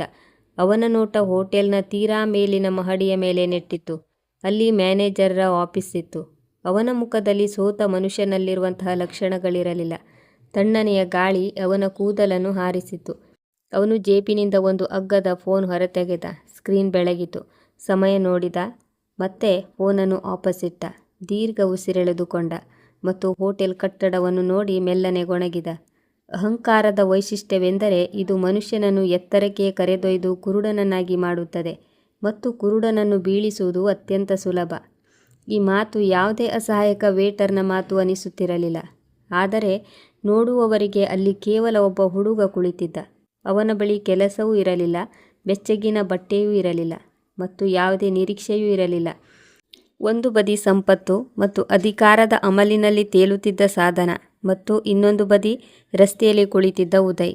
ಆದರೆ ರಾತ್ರಿಯ ಕತ್ತಲೆಯಲ್ಲಿ ಉದಯನ ಮೌನವು ಕಿರುಚಿ ಹೇಳುತ್ತಿತ್ತು, ಈ ಅವನ ಮೌನ ಅರ್ಥವಿಲ್ಲದ್ದಲ್ಲ, ಬದಲಿಗೆ ಇನ್ನೂ ಅನೇಕ ಪರದೆಗಳು ಸರಿಯುವುದು ಬಾಕಿಯಿತ್ತು. ಆದರೆ ಸದ್ಯಕ್ಕೆ ರಾತ್ರಿಯ ಕತ್ತಲೆ ಮತ್ತು ಉದಯನ ಏಕಾಂಗಿತನ ಪ್ರತಿಯೊಂದು ರಹಸ್ಯವನ್ನು ತನ್ನೊಳಗೆ ಬಚ್ಚಿಟ್ಟುಕೊಂಡಿತ್ತು. ಆ ರಾತ್ರಿಯ ಘಟನೆ ನಡೆದು 1 ವಾರ ಕಳೆದು ಹೋಗಿತ್ತು. ಆದರೆ ಸಾಧನಾಳ ಜೀವನದಲ್ಲಿ ಹಿಂದಿನ ಆ ನೆಮ್ಮದಿ ಉಳಿದಿರಲಿಲ್ಲ. ನೋಡಲು ಅವಳು ಅಹಂಕಾರಿ, ನಿರ್ಲಕ್ಷ್ಯದ ಮತ್ತು ತನ್ನದೇ ನಿಲುವಿನಲ್ಲಿ ಮಗ್ನಳಾಗಿರುವ ಹುಡುಗಿಯಾಗಿದ್ದಳು. ಆದರೆ ಒಳಗಿನಿಂದ ಒಂದು ತಿಳಿಯದ ಭಯ ಅವಳನ್ನು ಗೆದ್ದಲಿನಂತೆ ತಿನ್ನುತ್ತಿತ್ತು. ಈ ಘಟನೆಯ ಮರುದಿನದಿಂದಲೇ ಕೆಲವು ವಿಚಿತ್ರ ಸಂಗತಿಗಳು ಅವಳ ಜೀವನದಲ್ಲಿ ಸಂಭವಿಸಲು ಪ್ರಾರಂಭವಾಗಿದ್ದವು. ಅವು ಅವಳ ರಾತ್ರಿಯ ನಿದ್ದೆಯನ್ನು ಕೆಡಿಸಿದ್ದವು. ಮೊದಲ ಉಡುಗೊರೆ ಅವಳಿಗೆ ಸಿಕ್ಕಿದ್ದು ಅವಳು ಬೆಳಿಗ್ಗೆ ಎದ್ದಾಗ. ಅವಳು ತನ್ನ ದುಬಾರಿ ಗಡಿಯಾರವನ್ನು ಬೆಡ್ರೂಮ್ನ ಸೈಡ್ ಟೇಬಲ್ ಮೇಲೆ ಇಡುತ್ತಿದ್ದಳು. ಅಲ್ಲಿ ಒಂದು ಸಣ್ಣ ಕಪ್ಪು ವೆಲ್ವೆಟ್ ಬಾಕ್ಸ್ ಇಡಲಾಗಿತ್ತು. ಸಾಧನಾ ಆಶ್ಚರ್ಯದಿಂದ ಆ ಬಾಕ್ಸನ್ನು ಎತ್ತಿಕೊಂಡಳು. ಬಹುಶಃ ತನ್ನ ಪಪ್ಪ ಏನಾದರೂ ಸರ್ಪ್ರೈಸ್ ನೀಡಿದ್ದಾರೆ ಎಂದು ಅವಳಿಗೆ ಅನಿಸಿತು. ಆದರೆ ಅವಳು ಆ ಬಾಕ್ಸ್ ತೆರೆದಾಗ ಅವಳ ಗಂಟಲಿನಿಂದ ಚೀರಾಟವೊಂದು ಹೊರಬರುವಷ್ಟರಲ್ಲಿ ನಿಂತು ಹೋಯಿತು. ಆ ಬಾಕ್ಸ್ನಲ್ಲಿ ಯಾವುದೇ ವಜ್ರ ಅಥವಾ ಆಭರಣವಿರಲಿಲ್ಲ. ಬದಲಿಗೆ ಗಾಜಿನ ಸಣ್ಣದಾಗಿ ಒಡೆದ ರಕ್ತಸಿಕ್ತ ಚೂರುಗಳಿದ್ದವು. ಅದೇ ಚೂರುಗಳು ಆ ರಾತ್ರಿ ಆ ವೇಟರ್ನ ಕೈಗಳಿಗೆ ಚುಚ್ಚಿದ್ದವು. ಸಾಧನಾಳ ಕೈಗಳು ನಡುಗಿದವು. ಬಾಕ್ಸ್ ಕಾರ್ಪೆಟ್ ಮೇಲೆಯೇ ಬಿದ್ದಿತ್ತು. ಅವಳು ತಕ್ಷಣವೇ ಕೆಲಸಗಾರನನ್ನು ಕರೆದು ಅವರ ಮೇಲೆ ಕಿರುಚಿದಳು, ಬೈದಳು ಮತ್ತು ಈ ಬಾಕ್ಸ್ ಯಾರಿಟ್ಟಿದ್ದು, ಯಾರು ಬಂದಿದ್ದರು ಇಲ್ಲಿ ಎಂದು ಕೇಳಿದಳು. ಆದರೆ ಮನೆಯ ಯಾವ ಕೆಲಸಗಾರ, ಯಾವ ಗಾರ್ಡ್, ಯಾವ ಸೇವಕನಿಗೂ ಇದರ ಬಗ್ಗೆ ಏನೂ ತಿಳಿದಿರಲಿಲ್ಲ. CCTV ಕ್ಯಾಮರಾದಲ್ಲೂ ಈ ಸಮಯದಲ್ಲಿ ತಾಂತ್ರಿಕ ತೊಂದರೆ ಬಂದಿತ್ತು. ಇದು ಕೇವಲ ಆರಂಭವಾಗಿತ್ತು. ಸಾಧನಾಳ ಕಿರಿಕಿರಿ ಭಯವಾಗಿ ಬದಲಾಗುತ್ತಿತ್ತು. ಒಮ್ಮೆ ಅವಳಿಗೆ ತನ್ನ ಕಾರಿನ ಡ್ರೈವಿಂಗ್ ಸೀಟ್ ಮೇಲೆ ಒಂದು ಸರಳವಾದ ಬ್ಯಾಂಡೇಜ್ ಪ್ಯಾಕೇಜ್ ಸಿಗುತ್ತಿತ್ತು. ಇನ್ನೊಮ್ಮೆ ಅವಳ ನೆಚ್ಚಿನ ಕಾಫಿ ಮಗ್ ಕೆಳಗೆ ಕಾಗದದ ಒಂದು ತುಂಡು. ಅದರ ಮೇಲೆ ಕೇವಲ ಒಂದೇ ಪದ ಬರೆಯಲಾಗಿತ್ತು, ಬದಲಾಗುತ್ತದೆ. ಆ ಉಡುಗೊರೆಗಳೊಂದಿಗೆ ಯಾವುದೇ ಬೆದರಿಕೆ ಇರಲಿಲ್ಲ, ಯಾವುದೇ ಹೆಸರಿರಲಿಲ್ಲ. ಆದರೆ ಇದನ್ನು ಯಾರು ಮಾಡುತ್ತಿದ್ದಾರೆ ಎಂದು ಸಾಧನಾಗೆ ತಿಳಿದಿತ್ತು. ಆ 2 ಕಾಸಿನ ವೇಟರ್ನ ಮುಖ ಅವಳ ಕಣ್ಣ ಮುಂದೆ ಸುಳಿದಾಡುತ್ತಿತ್ತು. ಆದಾಗ್ಯೂ ಅವಳು ಹೋಟೆಲ್ ಮ್ಯಾನೇಜ್ಮೆಂಟ್ನಿಂದ ಅವನನ್ನು ಕೆಲಸದಿಂದ ತೆಗೆದುಹಾಕಲಾಗಿದೆ ಮತ್ತು ಅವನು ನಗರವನ್ನು ಬಿಟ್ಟು ಹೋಗಿದ್ದಾನೆ ಎಂದು ಖಚಿತಪಡಿಸಿಕೊಂಡಿದ್ದಳು. ಹಾಗಾದರೆ ಇದೆಲ್ಲವನ್ನು ಯಾರು ಮಾಡುತ್ತಿದ್ದರು? ಅವನೊಬ್ಬ ದೆವ್ವವೇ? ಸಾಧನಾಳ ಮೆದುಳು ಕೆಲಸ ಮಾಡುವುದನ್ನು ನಿಲ್ಲಿಸಿತು. ಆದರೆ ಈ ಭಯ ಅವಳನ್ನು ಕಂಗಾಲು ಮಾಡುವುದರ ಜೊತೆಗೆ ಇನ್ನಷ್ಟು ವಿಷಕಾರಿಯಾಗಿಸಿತು. ಅವಳು ತನ್ನ ಗಾಬರಿ ಮತ್ತು ಭಯವನ್ನು ಮುಚ್ಚಿಡಲು ತನ್ನ ಸುತ್ತಲಿರುವವರ ಮೇಲೆ ಇನ್ನಷ್ಟು ದೌರ್ಜನ್ಯ ಎಸಗತೊಡಗಿದಳು. ಮನೆಯ ಕೆಲಸಗಾರರು ಅವಳ ಮುಂದೆ ಬರಲು ಹೆದರುತ್ತಿದ್ದರು, ಏಕೆಂದರೆ ಈಗ ಅವಳು ಸಣ್ಣ ಸಣ್ಣ ವಿಷಯಕ್ಕೂ ವಸ್ತುಗಳನ್ನು ಒಡೆಯುತ್ತಿದ್ದಳು ಮತ್ತು ಬಡವರಿಗೆ ಅವರ ಯೋಗ್ಯತೆಯನ್ನು ನೆನಪಿಸುವುದು ಅವಳ ದಿನನಿತ್ಯದ ಕೆಲಸವಾಗಿತ್ತು. ತಾನು ತನ್ನ ಸಂಪತ್ತು ಮತ್ತು ದರ್ಪದಿಂದ ಆ ತಿಳಿಯದ ಭಯವನ್ನು ಹತೋಟಿಗೆ ತರುತ್ತೇನೆ ಎಂದು ಅವಳು ಅಂದುಕೊಂಡಿದ್ದಳು. ಆದರೆ ಅವಳು ತಪ್ಪು ತಿಳಿದಿದ್ದಳು. ಇನ್ನೊಂದೆಡೆ ಮಿಸ್ಟರ್ ದೀಪಕ್ ತಮ್ಮದೇ ಬೇರೆ ಯೋಜನೆಗಳಲ್ಲಿ ನಿರತರಾಗಿದ್ದರು. ಅವರು ತಮ್ಮ ಮಗಳ ಈ ಸ್ಥಿತಿಯ ಅರಿವಿಲ್ಲದೆ ತಮ್ಮ ಜೀವನದ ಅತ್ಯಂತ ದೊಡ್ಡ ಡೀಲ್ ಮಾಡಲು ಸಿದ್ಧತೆ ನಡೆಸುತ್ತಿದ್ದರು. ದಿ ರಾಯಲ್ ಪ್ಯಾಲೇಸ್ ಕೇವಲ ಒಂದು ಕಟ್ಟಡವಾಗಿರಲಿಲ್ಲ, ಬದಲಿಗೆ ನಗರದ ಅತ್ಯಂತ ಲಾಭದಾಯಕ ಉದ್ಯಮವಾಗಿತ್ತು. ಮತ್ತು ದುರದೃಷ್ಟವಶಾತ್ ಕಾನೂನುಬದ್ಧವಾಗಿ ಮಿಸ್ಟರ್ ದೀಪಕ್ ಅದರ ಮಾಲೀಕರಾಗಿರಲಿಲ್ಲ. ಈ ಹೋಟೆಲ್ ಅವರ ಅಣ್ಣ ಮಿಸ್ಟರ್ ನವೀನ್ ಅವರ ಸ್ವತ್ತಾಗಿತ್ತು. ಅವರು 5 ವರ್ಷಗಳ ಹಿಂದೆ ತೀರಿಕೊಂಡಿದ್ದರು. ಮಿಸ್ಟರ್ ನವೀನ್ ಅತ್ಯಂತ ಒಳ್ಳೆಯ ಮತ್ತು ನಿರ್ಮಲ ಮನಸ್ಸಿನ ವ್ಯಕ್ತಿಯಾಗಿದ್ದರು, ದೀಪಕ್ಗಿಂತ ಸಂಪೂರ್ಣ ಭಿನ್ನ. ಆದರೆ ತೊಂದರೆಯೆಂದರೆ ಮಿಸ್ಟರ್ ನವೀನ್ಗೆ ಇದ್ದ ಒಬ್ಬನೇ ಮಗ ವಿರಾಜ್. ಅವನು 10 ವರ್ಷದವನಿದ್ದಾಗ ಒಂದು ಭೀಕರ ಅಪಘಾತದಲ್ಲಿ ಕಾಣೆಯಾಗಿದ್ದ. ಪೊಲೀಸ್ ಮತ್ತು ಖಾಸಗಿ ಪತ್ತೇದಾರರ ವರ್ಷಗಳ ಶ್ರಮದ ಹೊರತಾಗಿಯೂ ಅವನ ಬಗ್ಗೆ ಯಾವುದೇ ಸುಳಿವು ಸಿಕ್ಕಿರಲಿಲ್ಲ. ಮಿಸ್ಟರ್ ನವೀನ್ಗೆ ಯಾವಾಗಲೂ ತಮ್ಮ ಮಗ ವಾಪಸ್ ಬರುತ್ತಾನೆ ಎಂಬ ನಂಬಿಕೆ ಇತ್ತು. ಅದಕ್ಕಾಗಿ ಅವರು ತಮ್ಮ ಮರಣ ಶಾಸನದಲ್ಲಿ ಈ ಹೋಟೆಲನ್ನು ತಮ್ಮ ಸಹೋದರ ಮಿಸ್ಟರ್ ದೀಪಕ್ ಬದಲು ಹೋಟೆಲ್ನ ಅತ್ಯಂತ ನಂಬಿಕಸ್ಥ ಮತ್ತು ಹಳೆಯ ಮ್ಯಾನೇಜರ್ ಮಿಸ್ಟರ್ ರಿತೇಶ್ಗೆ ಟ್ರಸ್ಟಿಯಾಗಿ ಒಪ್ಪಿಸಿದ್ದರು. ಎಲ್ಲಿಯವರೆಗೆ ವಿರಾಜ್ ವಾಪಸ್ ಬರುವುದಿಲ್ಲವೋ ಅಥವಾ ಅವನ ಸಾವು ದೃಢಪಡುವುದಿಲ್ಲವೋ, ಹೋಟೆಲ್ನ ಗಳಿಕೆಯ ದೊಡ್ಡ ಭಾಗ ಚಾರಿಟಿಗೆ ಹೋಗುತ್ತದೆ ಮತ್ತು ನಿರ್ವಹಣೆಯನ್ನು ಮಿಸ್ಟರ್ ರಿತೇಶ್ ನೋಡಿಕೊಳ್ಳುತ್ತಾರೆ. ಈ ವಿಷಯ ದೀಪಕ್ ಅವರ ಎದೆಗೆ ಮುಳ್ಳಾಗಿ ಚುಚ್ಚುತ್ತಿತ್ತು. ಅವರು ವರ್ಷಗಳಿಂದ ಅವಕಾಶಕ್ಕಾಗಿ ಕಾಯುತ್ತಿದ್ದರು ಮತ್ತು ಈಗ ಅವರು ಅವಕಾಶವನ್ನು ಮಾಡಿಕೊಂಡಿದ್ದರು. ಅವರು ತಮ್ಮ ಮನೆತನದ ಒಬ್ಬ ಅತ್ಯಂತ ಚಾಲಾಕಿ ಮನುಷ್ಯನಾಗಿದ್ದ ವಕೀಲ ಗೌರವ್ನೊಂದಿಗೆ ಸೇರಿ ಒಂದು ನಕಲಿ ಮರಣಶಾಸನವನ್ನು ತಯಾರಿಸಿದ್ದರು. ಈ ದಾಖಲೆಯ ಪ್ರಕಾರ ನವೀನ್ ಸಾಹೇಬರು ಸಾಯುವ ಕೆಲವು ದಿನಗಳ ಮೊದಲು ತಮ್ಮ ಹಳೆಯ ಮರಣಶಾಸನವನ್ನು ರದ್ದುಗೊಳಿಸಿದ್ದರು ಮತ್ತು ದೀಪಕ್ ಅವರನ್ನು ಹೋಟೆಲ್ನ ಮೇಲ್ವಿಚಾರಕ ಮತ್ತು ವಾರಸುದಾರನೆಂದು ನಿಗದಿಪಡಿಸಿದ್ದರು. ಏಕೆಂದರೆ ವಿರಾಜ್ ಸಿಗುವ ಭರವಸೆ ಈಗ ಕೊನೆಗೊಂಡಿತು. ಇಂದಿನ ರಾತ್ರಿ ಆ ಗೆಲುವಿನ ರಾತ್ರಿಯಾಗಿತ್ತು. ಹೊರಗೆ ಬಿರುಗಾಳಿಯ ಮಳೆಯಾಗುತ್ತಿತ್ತು. ಮೋಡಗಳು ಜೋರಾಗಿ ಘರ್ಜಿಸುತ್ತಿದ್ದವು, ಪ್ರಕೃತಿಯ ಈ ಅನ್ಯಾಯದ ವಿರುದ್ಧ ಧ್ವನಿ ಎತ್ತುತ್ತಿರುವಂತೆ. ದೀಪಕ್ ತಮ್ಮ ಕೋಟ್ ಧರಿಸಿದ್ದರು ಮತ್ತು ಸಾಧನಾಗೆ ಕೂಡ ಹೇಳಿದರು, ಸಿದ್ಧವಾಗು ಮಗಳೇ, ಇಂದು ನಾವು ವರ್ಷಗಳ ಹಿಂದೆ ನಮ್ಮದಾಗಬೇಕಿದ್ದ ವಸ್ತುವನ್ನು ಪಡೆಯಲು ಹೊರಟಿದ್ದೇವೆ. ತನ್ನ ಕೋಣೆಯಲ್ಲಿ ಭಯದ ನೆರಳಿನೊಂದಿಗೆ ಹೋರಾಡುತ್ತಿದ್ದ ಸಾಧನ ಹೊರಗೆ ಹೋಗುವ ಆಲೋಚನೆಯಿಂದ ಸ್ವಲ್ಪ ಸಮಾಧಾನಗೊಂಡಳು. ತಂದೆಯೊಂದಿಗೆ ತಾನು ಯಾವುದಾದರೂ ಒಳ್ಳೆಯ ಜಾಗಕ್ಕೆ ಹೋಗುತ್ತೇನೆ, ಅಲ್ಲಿ ತನಗೆ ಭಯವಾಗುವುದಿಲ್ಲ ಎನಿಸಿತು. ಅವರಿಬ್ಬರು ತಮ್ಮ ಕಾರಿನಲ್ಲಿ ಕುಳಿತು ಹೋಟೆಲ್ ಕಡೆಗೆ ತೆರಳಿದರು. ಕಾರಿನ ಗಾಜಿನ ಮೇಲೆ ಮಳೆಯ ಹನಿಗಳು ಒಂದು ವಿಚಿತ್ರ ವೇಗದಲ್ಲಿ ಬೀಳುತ್ತಿದ್ದವು. ಸಾಧನಾ ಕಿಟಕಿಯಿಂದ ಹೊರಗೆ ನೋಡುತ್ತಿದ್ದಳು. ನಗರದ ಬೆಳಕುಗಳು ಮಸುಕಾಗಿ ಕಾಣುತ್ತಿದ್ದವು. ಅವಳ ಮನಸ್ಸಿನಲ್ಲಿ ಮತ್ತೆ ಅದೇ ಪ್ರಶ್ನೆ ಮೂಡಿತು, ಆ ಬಾಕ್ಸ್ ಇಟ್ಟಿದ್ದು ಯಾರು? ಅವಳು ತಲೆಯನ್ನು ಒದರಿ ಅಲ್ಲಾಡಿಸಿದಳು. ಇಂದಿನ ರಾತ್ರಿ ಬಹಳ ವಿಶೇಷವಾದದ್ದು. ಇಂದು ನಾವು ಮಾಲೀಕರಾಗುತ್ತೇವೆ. ಆದರೆ ನಾನು ಈ ನಗರದ ಮೂಲೆ ಮೂಲೆಯನ್ನು ಜಾಲಾಡಿ ಆ ವೇಟರ್ನನ್ನು ಹುಡುಕಿ ಹೊರತೆಗೆಯುತ್ತೇನೆ ಎಂದು ಅವಳು ತನಗೆ ತಾನೇ ಪ್ರಮಾಣ ಮಾಡಿಕೊಂಡಿದ್ದಳು. ಹೋಟೆಲ್ ತಲುಪಿದಾಗ ವಾತಾವರಣ ವಿಚಿತ್ರವಾಗಿ ಅನಿಸಿತು. ಸಾಮಾನ್ಯ ದಿನಗಳಿಗೆ ಹೋಲಿಸಿದರೆ ಇಂದು ಲಾಬಿಯಲ್ಲಿ ಮೌನ ಆವರಿಸಿತ್ತು. ದೀಪಕ್ ಸಾಹೇಬರು ತಾವು ಒಂದು ಮುಖ್ಯ ಮೀಟಿಂಗಿಗಾಗಿ ಬರುತ್ತಿದ್ದೇವೆ ಎಂದು ಮುಂಚಿತವಾಗಿಯೇ ಸುದ್ದಿ ನೀಡಿದ್ದರು. ಮ್ಯಾನೇಜರ್ ರಿತೇಶ್ ಮತ್ತು ಹೋಟೆಲ್ನ ಕಾನೂನು ಸಲಹೆಗಾರರು ಕಾನ್ಫರೆನ್ಸ್ ರೂಮ್ನಲ್ಲಿ ಅವರಿಗಾಗಿ ಕಾಯುತ್ತಿದ್ದರು. ಮಿಸ್ಟರ್ ದೀಪಕ್ ಬಹಳ ಗಂಭೀರವಾಗಿ ಎದೆ ಉಬ್ಬಿಸಿಕೊಂಡು ಹೋಟೆಲ್ ಪ್ರವೇಶಿಸಿದರು. ಅವರ ಬಲಭಾಗದಲ್ಲಿ ಸಾಧನಾ ಮತ್ತು ಎಡಭಾಗದಲ್ಲಿ ವಕೀಲ್ ಗೌರವ್ ಸಾಹೇಬರಿದ್ದರು. ಅವರ ಕೈಯಲ್ಲಿ ನಕಲಿ ದಾಖಲೆಗಳಿದ್ದ ಫೈಲ್ ಇತ್ತು. ಕಾನ್ಫರೆನ್ಸ್ ರೂಮ್ನ ವಾತಾವರಣ ಗಂಭೀರವಾಗಿತ್ತು. ರಿತೇಶ್ ಅವರು ಆತ್ಮವಿಶ್ವಾಸವುಳ್ಳ ವ್ಯಕ್ತಿಯಾಗಿದ್ದರು. ದೀಪಕ್ ಅವರು ಯಾವುದೇ ಮಾತು ಬೆಳೆಸದೆ ಫೈಲನ್ನು ಮೇಜಿನ ಮೇಲೆ ಎಸೆದರು. ರಿತೇಶ್, ಆಟ ಮುಗಿಯಿತು. ಇದು ನನ್ನ ಸಹೋದರನ ಕೊನೆಯ ಮರಣ ಶಾಸನ. ಇದನ್ನು ನ್ಯಾಯಾಲಯದಿಂದ ಪ್ರಮಾಣೀಕರಿಸಲಾಗಿದೆ. ಇಂದಿನಿಂದ ಈ ಹೋಟೆಲ್ನ ಎಲ್ಲ ನಿರ್ವಹಣೆ ಮತ್ತು ಗಳಿಕೆ ನನ್ನ ಅಡಿಯಲ್ಲೇ ಇರುತ್ತದೆ. ನೀವು ಇಷ್ಟು ಸಮಯ ನೋಡಿಕೊಂಡಿದ್ದಕ್ಕೆ ಧನ್ಯವಾದಗಳು. ಈಗ ನೀವು ಮನೆಗೆ ಹೋಗಿ ವಿಶ್ರಾಂತಿ ಪಡೆಯಬಹುದು. ರಿತೇಶ್ ಸಾಹೇಬರು ಫೈಲ್ ತೆರೆದರು ಮತ್ತು ಒಂದು ಪೇಲವ ನೋಟ ಬೀರಿದರು. ಅವರ ಮುಖದಲ್ಲಿ ಯಾವುದೇ ರೀತಿಯ ಗಾಬರಿ ಇರಲಿಲ್ಲ, ಬದಲಿಗೆ ಒಂದು ಸಮಾಧಾನದ ನಗೆ ಇತ್ತು. ದೀಪಕ್ ಅವರೇ, ನೀವು ತುಂಬ ಆತುರಪಟ್ರಿ. ಆತುರ ಒಳ್ಳೆಯದಲ್ಲ ಎಂದು ನವೀನ್ ಸರ್ ಯಾವಾಗಲೂ ಹೇಳುತ್ತಿದ್ದರು. ದೀಪಕ್ ಕೋಪದಿಂದ ಮೇಜಿನ ಮೇಲೆ ಕೈ ಕುಟ್ಟಿ ಹೇಳಿದ, ನನಗೆ ಹಸ್ತಕ್ಷೇಪ ಇಷ್ಟವಿಲ್ಲ. ಈ ದಾಖಲೆಗಳು ಅಸಲಿಯಾಗಿವೆ ಮತ್ತು ಕಾನೂನು ಈಗ ನನ್ನ ಕಡೆ ಇದೆ. ನೀವೇನಾದರೂ ಹೆಚ್ಚು ತಡೆಯಲು ಯತ್ನಿಸಿದರೆ ನಾನು ನಿಮ್ಮನ್ನು ವಂಚನೆ ಅಥವಾ ಗೋಲ್ಮಾಲ್ ಆರೋಪದ ಮೇಲೆ ಜೈಲಿಗೆ ಕಳುಹಿಸುತ್ತೇನೆ. ಸಾಧನಾ ಕುರ್ಚಿಯಲ್ಲಿ ಕುಳಿತು ಇದೆಲ್ಲವನ್ನು ನೋಡುತ್ತಿದ್ದಳು. ಅವಳಿಗೆ ತನ್ನ ತಂದೆಯ ಶಕ್ತಿಯ ಬಗ್ಗೆ ಹೆಮ್ಮೆ ಎನಿಸುತ್ತಿತ್ತು. ಅವಳಿಗೆ ಜಗತ್ತಿನಲ್ಲಿ ಅಧಿಕಾರವೇ ಎಲ್ಲವೂ ಎಂದು ಅನಿಸಿತ್ತು. ನೀರು. ಸಾಧನಾಳ ಗಂಟಲು ಒಣಗುತ್ತಿತ್ತು. ಅವಳು ಜೋರಾದ ಧ್ವನಿಯಲ್ಲಿ ಹೇಳಿದಳು, ಯಾರಾದರೂ ಇದ್ದೀರಾ? ನೀರು ತನ್ನಿ. ಅವಳು ಆ ಕ್ಷಣದಲ್ಲಿ ತನ್ನ ಟೆನ್ಷನನ್ನು ಕಳೆದುಕೊಳ್ಳಲು ಬಯಸಿದ್ದಳು. ಬಾಗಿಲು ತೆರೆಯಿತು ಮತ್ತು ಕೋಣೆಯಲ್ಲಿದ್ದ ಎಲ್ಲರ ನೋಟ ಬಾಗಿಲಿನತ್ತ ನೆಟ್ಟಿತು. ಒಬ್ಬ ಕೆಲಸಗಾರ ಟ್ರೇನಲ್ಲಿ ನೀರಿನ ಗ್ಲಾಸ್ ಮತ್ತು ಜಗ್ ಹಿಡಿದು ಒಳಗೆ ಬಂದ. ಸಾಧನಾ ಅವನತ್ತ ನೋಡಿದಳು. ಆದರೆ ಮರುಕ್ಷಣವೇ ಅವಳ ಕಣ್ಣುಗಳು ಅರಳಿದವು. ಅವನು ಅದೇ ವ್ಯಕ್ತಿಯಾಗಿದ್ದ, ಅದೇ ವೇಟರ್ ಉದಯ್. ಅದೇ ಸರಳ ಮುಖ, ಅದೇ ತಗ್ಗಿದ ನೋಟ, ಅದೇ ಬಿಳಿ ಸಮವಸ್ತ್ರ. ತಾನು ಯಾರನ್ನು ನೋಡುತ್ತಿದ್ದೇನೆ ಎಂದು ಸಾಧನಾಗೆ ತನ್ನ ಕಣ್ಣುಗಳನ್ನು ತಾನೇ ನಂಬಲಾಗಲಿಲ್ಲ. ಅವನನ್ನು ಕೆಲಸದಿಂದ ತೆಗೆದುಹಾಕಲಾಗಿತ್ತಲ್ಲವೇ? ಅವನು ಇಲ್ಲೇನು ಮಾಡುತ್ತಿದ್ದಾನೆ? ಅದು ಇಷ್ಟೊಂದು ಪ್ರಮುಖವಾದ ಮೀಟಿಂಗ್ನಲ್ಲಿ. ಅವನು ಮೌನವಾಗಿ ಟ್ರೇಯನ್ನು ಮೇಜಿನ ಮೇಲಿಟ್ಟು ನೀರು ಸುರಿಯತೊಡಗಿದ. ಅವನ ಕೈಯಲ್ಲಿ ಇನ್ನೂ ಬ್ಯಾಂಡೇಜ್ ಕಟ್ಟಲಾಗಿತ್ತು.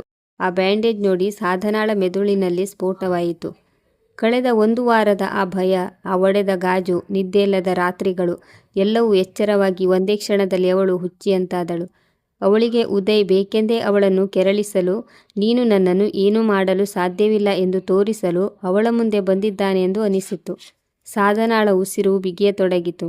ಅವಳು ತುಂಬ ಕೋಪಗೊಂಡಿದ್ದಳು. ನೀನು? ಸಾಧನ ತನ್ನ ಕುರ್ಚಿಯಿಂದ ಜಿಗಿದು ಎದ್ದು ನಿಂತಳು. ಅವಳ ಧ್ವನಿ ಎಷ್ಟು ಜೋರಾಗಿತ್ತೆಂದರೆ ದೀಪಕ್ ಮತ್ತು ವಕೀಲರು ಬೆಚ್ಚಿಬಿದ್ದರು. ನೀನು ಇಲ್ಲೇನು ಮಾಡುತ್ತಿದ್ದೀಯಾ? ನಿನ್ನನ್ನು ನಾನು ಕೆಲಸದಿಂದ ತೆಗೆಸಿದ್ದೇನಲ್ಲವೇ? ನನ್ನ ಮುಂದೆ ಬರಲು ನಿನಗೆ ಎಷ್ಟು ಧೈರ್ಯ? ಉದಯ್ ನೀರಿನ ಗ್ಲಾಸ್ ತುಂಬಿ ತೀರಾ ಶಾಂತವಾದ ರೀತಿಯಲ್ಲಿ ಸಾಧನಾಳತ್ತ ಚಾಚಿದ. ಅವನಿಗೆ ಸಾಧನಾಳ ಚೀರಾಟ ಕೇಳಿಸುತ್ತಲೇ ಇಲ್ಲವೇನೋ ಎನ್ನುವಂತೆ. ಅವನ ಕಣ್ಣುಗಳಲ್ಲಿದ್ದ ಆಳವಾದ ನೋಟ ಸಾಧನಾಗೆ ಭಯ ಹುಟ್ಟಿಸುತ್ತಿತ್ತು. ಈ ಮೃದುತ್ವ ಸಾಧನಾಗೆ ಕಪಾಳ ಮೋಕ್ಷಕ್ಕಿಂತ ಕಡಿಮೆಯೇನೂ ಆಗಿರಲಿಲ್ಲ. ಅವಳಿಗೆ ಈ ಹುಡುಗ ತನಗೆ ಅಪಮಾನ ಮಾಡುತ್ತಿದ್ದಾನೆಂದು ಅನಿಸಿತು. ಅವಳ ಮೆದುಳು ಹತೋಟಿ ತಪ್ಪಿತು. ಅವಳು ತೀವ್ರವಾಗಿ ಕಂಗಾಲಾದಳು. ಅವಳಿಗೆ ಕೇವಲ ಅವಳ ನೆಮ್ಮದಿಯನ್ನು ಹಾಳು ಮಾಡಿದ್ದ ಅವಳ ಶತ್ರು ಮಾತ್ರ ಕಾಣಿಸುತ್ತಿದ್ದ. ಅವಳು ಉದಯನ ಕೈಯಿಂದ ನೀರು ತುಂಬಿದ ಗ್ಲಾಸನ್ನು ಕಸಿದುಕೊಂಡಳು. ಎಲ್ಲರೂ ಅವಳು ನೀರು ಕುಡಿಯುತ್ತಾಳೆ ಎಂದುಕೊಂಡರು. ಆದರೆ ಮರುಕ್ಷಣವೇ ಪೂರ್ಣ ಶಕ್ತಿಯಿಂದ ಆ ನೀರನ್ನು ಉದಯನ ಮುಖದ ಮೇಲೆ ಚೆಲ್ಲಿಬಿಟ್ಟಳು. ನೀರು ಅವನ ಮುಖ, ಸಮವಸ್ತ್ರ ಮತ್ತು ಮೇಜಿನ ಮೇಲಿದ್ದ ಕಾಗದದ ಮೇಲೆ ಹರಿಯಿತು. ಗ್ಲಾಸ್ ಅವಳ ಕೈಯಿಂದ ಜಾರಿ ನೆಲದ ಮೇಲೆ ಬಿದ್ದಿತು. ಕೋಣೆಯಲ್ಲಿ ಮೌನ ಆವರಿಸಿತು. ದೀಪಕ್ ಕೂಡ ಬೆರಗಾಗಿ ಹೋದ. ಸಾಧನಾ ಏದುಸಿರು ಬಿಡುತ್ತಿದ್ದಳು. ಅವಳ ಮುಖ ಕೋಪದಿಂದ ಕೆಂಪಾಗಿತ್ತು. ನನಗೆ ನೀರು ಕೊಡಲು ನಿನಗೆ ಎಷ್ಟು ಧೈರ್ಯ? 2 ಕಾಸಿನ ಕೆಲಸಗಾರ ನೀನು ನಿನ್ನನ್ನು ಏನೆಂದುಕೊಂಡಿದ್ದೀಯಾ? ಹೊರಟು ಹೋಗು ಇಲ್ಲಿಂದ, ತೊಲಗು ನನ್ನ ಕಣ್ಣ ಮುಂದಿನಿಂದ. ಅವಳ ಧ್ವನಿ ಕೋಣೆಯಲ್ಲಿ ಪ್ರತಿಧ್ವನಿಸುತ್ತಿತ್ತು. ಉದಯ್ ಒಂದು ಪದವನ್ನೂ ಆಡಲಿಲ್ಲ. ಅವನು ತನ್ನ ಒದ್ದೆಯಾದ ಮುಖದಿಂದ ನೀರನ್ನು ಸ್ವಚ್ಛಗೊಳಿಸಿದ. ಒಂದು ನೋಟವನ್ನು ಸಮಾಧಾನದ ಶೈಲಿಯಲ್ಲಿ ಸಾಧನಾಳತ್ತ ಬೀರಿದ, ಯಾವುದೋ ಮಾನಸಿಕ ರೋಗಿಯನ್ನು ನೋಡುವಂತೆ. ನಂತರ ಅವನು ಮೌನವಾಗಿ ತಲೆ ತಗ್ಗಿಸಿ ಕೋಣೆಯಿಂದ ಹೊರ ನಡೆದ.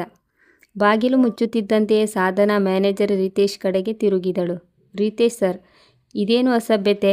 ನಾನು ಇವನನ್ನು ಕೆಲಸದಿಂದ ತೆಗೆಸಿದ್ದೇನಲ್ಲವೇ? ಇವನು ಮತ್ತೆ ಹೋಟೆಲ್ಗೆ ಹೇಗೆ ಪ್ರವೇಶಿಸಿದ? ಯಾರ ಅನುಮತಿಯಿಂದ ನೀವು ಇವನನ್ನು ಮತ್ತೆ ಇಟ್ಟುಕೊಂಡ್ರಿ? ಸಾಧನಾಳ ಧಾಟಿ ಆಜ್ಞಾಪಿಸುವಂತಿತ್ತು. ರಿತೇಶ್ ಸರ್ ನೋಟವನ್ನು ತಗ್ಗಿಸಿ ಹೇಳಿದರು. ಮೇಡಮ್, ಈ ಹುಡುಗ ತುಂಬ ಬಡವ. ಅವನು ಮನೆಯಲ್ಲಿ ಉಪವಾಸ ಬೀಳುತ್ತಿದ್ದಾರೆಂದು ವಿನಂತಿಸಿಕೊಂಡಿದ್ದ.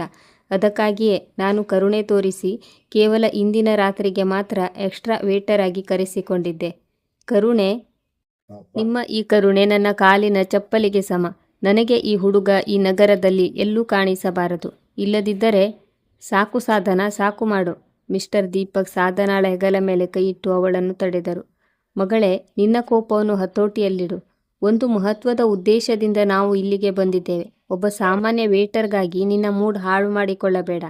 ನಾವು ಇಲ್ಲಿ ಕೋಟಿಗಟ್ಟಲೆ ಆಸ್ತಿಯನ್ನು ನಮ್ಮ ಹೆಸರಿಗೆ ಮಾಡಿಸಿಕೊಳ್ಳಲು ಬಂದಿದ್ದೇವೆ. ಈ ಸಣ್ಣ ಪುಟ್ಟ ಅಡೆತಡೆಗಳನ್ನು ನಿರ್ಲಕ್ಷಿಸು. ಮೀಟಿಂಗ್ ಮೇಲೆ ಗಮನ ಹರಿಸು. ದೀಪಕ್ ಸಾಧನಾಳನ್ನು ಕುರ್ಚಿಯಲ್ಲಿ ಕುಳ್ಳಿರಿಸಿದನು ಮತ್ತು ತಮ್ಮನ್ನು ಸಮಾಧಾನಪಡಿಸಿಕೊಳ್ಳುತ್ತಾ ಅವರು ಮತ್ತೆ ಮಿಸ್ಟರ್ ರಿತೇಶ್ ಕಡೆಗೆ ಗಮನ ಹರಿಸತೊಡಗಿದರು. ಹಾಗಾದರೆ ರಿತೇಶ್ ಸಾಹೇಬ್ರೆ, ಸಹಿ ಮಾಡಿ ಮತ್ತು ಅಧಿಕಾರವನ್ನು ನಮಗೆ ಒಪ್ಪಿಸಿ. ಸಾಧನಾ ದೀರ್ಘ ಉಸಿರೆಳೆದಳು ಮತ್ತು ತನ್ನನ್ನು ಸಂಭಾಳಿಸಿಕೊಳ್ಳಲು ಯತ್ನಿಸಿದಳು. ಉದಯ್ ಹೋದ ನಂತರ ಅವಳಿಗೆ ಸ್ವಲ್ಪ ನೆಮ್ಮದಿ ಸಿಕ್ಕಿತು. ಅವಳು ನೀರಿನ ಬಾಟಲ್ ಎತ್ತಿ ಕುಡಿಯತೊಡಗಿದಳು. ಅಷ್ಟರಲ್ಲಿ ಕಾನ್ಫರೆನ್ಸ್ ರೂಮ್ನ ದೊಡ್ಡ ಬಾಗಿಲು ಮತ್ತೊಮ್ಮೆ ತೆರೆಯಿತು. ಎಲ್ಲರ ನೋಟ ಬಾಗಿಲಿನತ್ತ ನೆಟ್ಟಿತು. ನಂತರ ಒಳಗೆ ಬಂದ ಮನುಷ್ಯನನ್ನು ನೋಡಿ ಎಲ್ಲರೂ ಆಶ್ಚರ್ಯಚಕಿತರಾದರು. ಅವನು ವೇಟರ್ ಆಗಿರಲಿಲ್ಲ. ಅವನು ಅತ್ಯಂತ ದುಬಾರಿ ಸೂಟ್ ಧರಿಸಿದ ಒಬ್ಬ ಸುಂದರ ಯುವಕನಾಗಿದ್ದ. ಅವನ ಕೈಯಲ್ಲಿ ಫೈಲ್ ಇತ್ತು ಮತ್ತು ಮಣಿಕಟ್ಟಿನಲ್ಲಿ ಕೋಟಿ ಬೆಲೆಯ ಗಡಿಯಾರ ಹೊಳೆಯುತ್ತಿತ್ತು. ಅವನ ನಡಿಗೆಯಲ್ಲಿ ರಾಜರಂತಹ ಆತ್ಮವಿಶ್ವಾಸವಿತ್ತು ಮತ್ತು ಮುಖದಲ್ಲಿ ಕೇವಲ ಮಾಲೀಕರ ಮುಖದಲ್ಲಿರೋ ಗಂಭೀರತೆ ಇತ್ತು. ಅವನು ನೇರವಾಗಿ ನಡೆದು ಹೆಡ್ ಚೇರ್ ಕಡೆಗೆ ಬಂದ. ಮಿಸ್ಟರ್ ದೀಪಕ್ ಮತ್ತು ಸಾಧನಾ ಅವನನ್ನು ಪ್ರಶ್ನಾರ್ಥಕ ನೋಟದಿಂದ ನೋಡುತ್ತಿದ್ದರು. ಇವನು ಯಾರು ಮತ್ತು ಇಲ್ಲಿ ಅನುಮತಿಯಿಲ್ಲದೆ ಹೇಗೆ ನುಗ್ಗಿದ ಎಂದು. ಆದರೆ ಆ ಅಪರಿಚಿತ ಏನನ್ನೂ ಮಾತನಾಡಲಿಲ್ಲ. ಅವನು ಮೌನವಾಗಿ ತನ್ನ ಫೈಲನ್ನು ಮೇಜಿನ ಮೇಲೆ ಅಪ್ಪಳಿಸಿದ ಮತ್ತು 2 ಕೈಗಳನ್ನು ಮೇಜಿನ ಮೇಲಿಟ್ಟು ತನ್ನ ಆಳವಾದ ಕಣ್ಣುಗಳಿಂದ ಮಿಸ್ಟರ್ ದೀಪಕ್ ಅವರನ್ನು ದಿಟ್ಟಿಸಿದ. ಕೋಣೆಯ ವಾತಾವರಣ ಒಂದು ಹೊಸ ಅಪಾಯಕಾರಿ ತಿರುವನ್ನು ಪಡೆದಿತ್ತು. ಕೆಲ ಕ್ಷಣಗಳ ಹಿಂದಿನವರೆಗೆ ತಮ್ಮನ್ನು ಹೋಟೆಲ್ನ ಮಾಲೀಕನೆಂದು ಭಾವಿಸುತ್ತಿದ್ದ ಮಿಸ್ಟರ್ ದೀಪಕ್ ಆ ಅಪರಿಚಿತನ ಹಸ್ತಕ್ಷೇಪದಿಂದ ಕಂಗಾಲಾದರು. ಅವರು ತಮ್ಮ ಕುರ್ಚಿಯಿಂದ ಏಳುತ್ತಾ ಕೋಪದಿಂದ ಕೇಳಿದರು, ಯಾರು ನೀನು?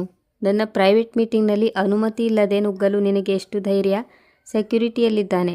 ಆ ಯುವಕನ ಮುಖದಲ್ಲಿ ಅತಿಯಾದ ಆತ್ಮವಿಶ್ವಾಸವಿತ್ತು. ಅವರು ಸ್ವಲ್ಪವೂ ಹೆದರಲಿಲ್ಲ. ಅವನು ಬಹಳ ಧೈರ್ಯದಿಂದ ತನ್ನ ಕೋಟ್ನ ಬಟನ್ ಹಾಕಿಕೊಳ್ಳುತ್ತಾ ಒಂದು ವಿಷಪೂರಿತ ನಗೆಯೊಂದಿಗೆ ದೀಪಕ್ ಅವರನ್ನು ನೋಡಿದ. ದೀಪಕ್ ಸರ್, ಸೆಕ್ಯುರಿಟಿಯನ್ನು ಕರೆಯಲು ಯತ್ನಿಸಬೇಡಿ, ಏಕೆಂದರೆ ಈಗ ಈ ಕೋಣೆಯಿಂದ ಹೊರಗೆ ಯಾರೂ ಹೋಗುವುದಿಲ್ಲ ಮತ್ತು ಒಳಗೆ ಕೇವಲ ಕಾನೂನು ಯಾರಿಗೆ ಅನುಮತಿ ನೀಡುತ್ತದೋ ಅವನಷ್ಟೇ ಇರುತ್ತಾನೆ. ನನ್ನ ಹೆಸರು ರವಿ ಮತ್ತು ನಾನು ಸ್ವರ್ಗೀಯ ಮಿಸ್ಟರ್ ನವೀನ್ ಸರ್, ಕಾನೂನುಬದ್ಧ ವಾರಸುದಾರನ ಪರ್ಸನಲ್ ಲಾಯರ್. ಈ ಮಾತನ್ನು ಕೇಳುತ್ತಿದ್ದಂತೆಯೇ ಮಿಸ್ಟರ್ ದೀಪಕ್ ಅವರ ಮುಖದ ಬಣ್ಣ ಮಾಸಿತು. ಯಾರೋ ಅವರ ದೇಹದಿಂದ ರಕ್ತ ಹಿಂಡಿದಂತೆ. ವಾರಸುದಾರ? ದೀಪಕ್ ತೊದಲತೊಡಗಿದ. ಯಾವ ವಾರಸುದಾರ? ನವೀನ್ ಅವರ ಮಗ ತೀರಿಕೊಂಡಿದ್ದಾನಲ್ಲವೇ? ಈ ಹೋಟೆಲ್ ಈಗ ನನ್ನದು. ನನ್ನ ಬಳಿ ದಾಖಲೆಗಳೂ ಇವೆ. ರವಿ ಮೇಜಿನ ಮೇಲಿದ್ದ ದೀಪಕ್ ತಂದಿದ್ದ ಫೈಲನ್ನು ಕೋಪದಿಂದ ಬೆರಳ ತುದಿಯಿಂದ ದೂರ ತಳ್ಳಿದ ಮತ್ತು ತನ್ನ ಫೈಲನ್ನು ತೆರೆದ. ದೀಪಕ್ ಸರ್, ನೀವು ಹಾರಿಸುತ್ತಿದ್ದ ಈ ಕಾಗದ ಕೇವಲ ರದ್ದಿ ತುಂಡು. ನೀವು ವಿರಾಜ್ ಎಂದಿಗೂ ವಾಪಸ್ ಬರುವುದಿಲ್ಲ ಎಂದು ಭಾವಿಸಿ ಬಹಳ ಚಾಲಾಕಿತನದಿಂದ ಒಂದು ನಕಲಿ ಮರಣ ಶಾಸನವನ್ನು ಸೃಷ್ಟಿಸಿದ್ದೀರಿ. ಆದರೆ ಕಾನೂನು ಭಾವನೆಗಳ ಮೇಲಲ್ಲ, ಸಾಕ್ಷ್ಯದ ಮೇಲೆ ನಡೆಯುತ್ತದೆ. ನವೀನ್ ಸರ್, ಅಸಲಿ ಮರಣಶಾಸನದ ಪ್ರಕಾರ ಅವರ ಮಗ ವಿರಾಜ್ 30 ವರ್ಷದ ವಯಸ್ಸಿನವರೆಗೆ ವಾಪಸ್ ಬಂದರೆ ಹೋಟೆಲ್ ಮತ್ತು ಎಲ್ಲ ಸ್ವತ್ತು ಅವನ ಹೆಸರಿಗಾಗುತ್ತದೆ ಮತ್ತು ನಿಮ್ಮ ಈ ನಕಲಿ ಮರಣಶಾಸನ ತಾನಾಗಿಯೇ ರದ್ದಾಗುತ್ತದೆ. ದೀಪಕ್ ನಗತೊಡಗಿದ. ಒಂದು ಟೊಳ್ಳು ನಗೆಯೊಂದಿಗೆ, ನೀನೇನು ವಕೀಲನೇ ಅಥವಾ ಹುಚ್ಚನೇ? ಅರೆ, ವಿರಾಜ್ ಸತ್ತು ಹೋಗಿ 10 ವರ್ಷಗಳಾದವು. ಅವನ ಮೂಳೆಗಳು ಸಿಗಲಿಲ್ಲ. ಈಗ ನೀನು ಯಾರ ಬಗ್ಗೆ ಮಾತನಾಡುತ್ತಿದ್ದೀಯಾ? ಯಾರೂ ಬರುತ್ತಿಲ್ಲ. ಇದೆಲ್ಲ ಡ್ರಾಮಾ ನಿಲ್ಲಿಸು. ಇದುವರೆಗೆ ಮೌನವಾಗಿ ತಮಾಷೆ ನೋಡುತ್ತಿದ್ದ ಸಾಧನಾ ಈಗ ಹಸ್ತಕ್ಷೇಪ ಮಾಡಲು ಮುಂದಾದಳು. ಅವಳಿಗೆ ಈ ವಕೀಲ ಬಹುಶಃ ಹಣ ಕಸಿಯಲು ಏನೋ ಡ್ರಾಮಾ ಮಾಡುತ್ತಿದ್ದಾನೆ ಎಂದು ಅನಿಸಿತು. ನೋಡಿ ಮಿಸ್ಟರ್ ರವಿ, ನನ್ನ ಡ್ಯಾಡಿ ಸರಿಯಾಗಿಯೇ ಹೇಳುತ್ತಿದ್ದಾರೆ. ನೀವು ನಮ್ಮ ಸಮಯ ವ್ಯರ್ಥ ಮಾಡುತ್ತಿದ್ದೀರಿ. ಯಾರಾದರೂ ವಾರಸುದಾರನಿದ್ದರೆ ಎಲ್ಲಿದ್ದಾನೆ? ಗಾಳಿಯಲ್ಲಂತೂ ಇರಲು ಸಾಧ್ಯವಿಲ್ಲವಲ್ಲವೇ? ಮುಂದೆ ತನ್ನಿ ಅವರನ್ನು. ರವಿ ಸಾಧನಾಳತ್ತ ನೋಡಿದ. ಅವನ ಕಣ್ಣುಗಳಲ್ಲಿ ಒಂದು ಹೊಳಪಿತ್ತು. ನೀವು ಸರಿಯಾಗಿಯೇ ಹೇಳುತ್ತಿದ್ದೀರಿ ಮಿಸ್ ಸಾಧನಾ. ವಾರಸುದಾರ ಮುಂದೆ ಬರಬೇಕು ಮತ್ತು ಕಾಕತಾಳೀಯವಾಗಿ ಅವನು ಇಲ್ಲೇ ಇದ್ದಾನೆ, ಇದೇ ಹೋಟೆಲ್ನಲ್ಲಿ. ಅದೂ ಅಲ್ಲದೆ ಇದೇ ಬಾಗಿಲಿನ ಹಿಂದೆ. ಕೋಣೆಯಲ್ಲಿ ಮತ್ತೊಮ್ಮೆ ಮೌನ ಆವರಿಸಿತು. ದೀಪಕ್ ಹಣೆ ಮೇಲೆ ಬೆವರಿನ ಹನಿಗಳು ಬರತೊಡಗಿದವು. ಅವನ ಹೃದಯ ಜೋರಾಗಿ ಬಡಿಯುತ್ತಿತ್ತು. ನಿಜವಾಗಿಯೂ ಇದ್ದಾನೆಯೇ? ಆದರೆ ಇದು ಸಾಧ್ಯವಿಲ್ಲ. ತಾನು ಎಲ್ಲ ವ್ಯವಸ್ಥೆಯನ್ನು ಸರಿಯಾಗಿ ಮಾಡಿದ್ದೇನಲ್ಲವೇ ಎಂದುಕೊಂಡರು. ಸಾಧನಾಳ ನೋಟ ಬಾಗಿಲಿನ ಮೇಲೆ ನೆಟ್ಟಿತು. ರವಿ ಗಡಿಯಾರ ನೋಡಿ ತಲೆಯಾಡಿಸಿ, ಬನ್ನಿ ಸರ್ ಎಂದು ಸನ್ನೆ ಮಾಡಿದ. ಕೆಲ ಸಮಯದ ಹಿಂದೆ ಮುಚ್ಚಿದ್ದ ಕಾನ್ಫರೆನ್ಸ್ ರೂಮ್ನ ಆ ದೊಡ್ಡ ಬಾಗಿಲು ಮತ್ತೊಮ್ಮೆ ಮೆಲ್ಲನೆ ತೆರೆಯಿತು. ಎಲ್ಲರ ಉಸಿರು ನಿಂತು ಹೋಯಿತು. ಎಲ್ಲಕ್ಕಿಂತ ಮೊದಲು ಮ್ಯಾನೇಜರ್ ರಿತೇಶ್ ಸರ್ ಮುಂದೆ ಬಂದರು. ಅವರು ಗೌರವದಿಂದ ಬಾಗಿ ಇಡೀ ಬಾಗಿಲನ್ನು ತೆರೆದರು. ಅವರ ಮುಖದಲ್ಲಿ ತಂದೆಯೊಬ್ಬ ತನ್ನ ಮಗನ ಗೆಲುವಿನಲ್ಲಿ ನಗುವಂಥ ಸಂತೋಷ ಮತ್ತು ಹೆಮ್ಮೆ ಇತ್ತು. ರಿತೇಶ್ ಸರ್ ಒಂದು ಬದಿಗೆ ಸರಿಯುತ್ತಾ ದಾರಿ ಮಾಡಿಕೊಟ್ಟರು ಮತ್ತು ಜೋರಾದ ಧ್ವನಿಯಲ್ಲಿ ಹೇಳಿದರು, ವೆಲ್ಕಮ್ ವಿರಾಜ್ ಸರ್. ನಂತರ ಆ ಮನುಷ್ಯ ಒಳಗೆ ಪ್ರವೇಶಿಸಿದ. ಸಾಧನಾಳ ಕಣ್ಣುಗಳು ಆಶ್ಚರ್ಯದಿಂದ ಅರಳಿದವು. ಅವಳ ಬಾಯಿ ತೆರೆದೇ ಉಳಿಯಿತು. ಇದು ಅದೇ ಮುಖ, ಅದೇ ಎತ್ತರ, ಅದೇ ಕಣ್ಣುಗಳು. ಆದರೆ ಇವನು ಅವನಲ್ಲ. ಇವನು ಅವಳು ನೀರು ಚೆಲ್ಲಿದ್ದ ಆ ವೇಟರ್ ಉದಯ್ ಅಲ್ಲವೇ? ಇವನು ಬಹುಶಃ ಅವನೇ ಆಗಿದ್ದ. ಸಾಧನಾಳ ಮೆದುಳು ಗಿರಗಿರ ತಿರುಗತೊಡಗಿತು.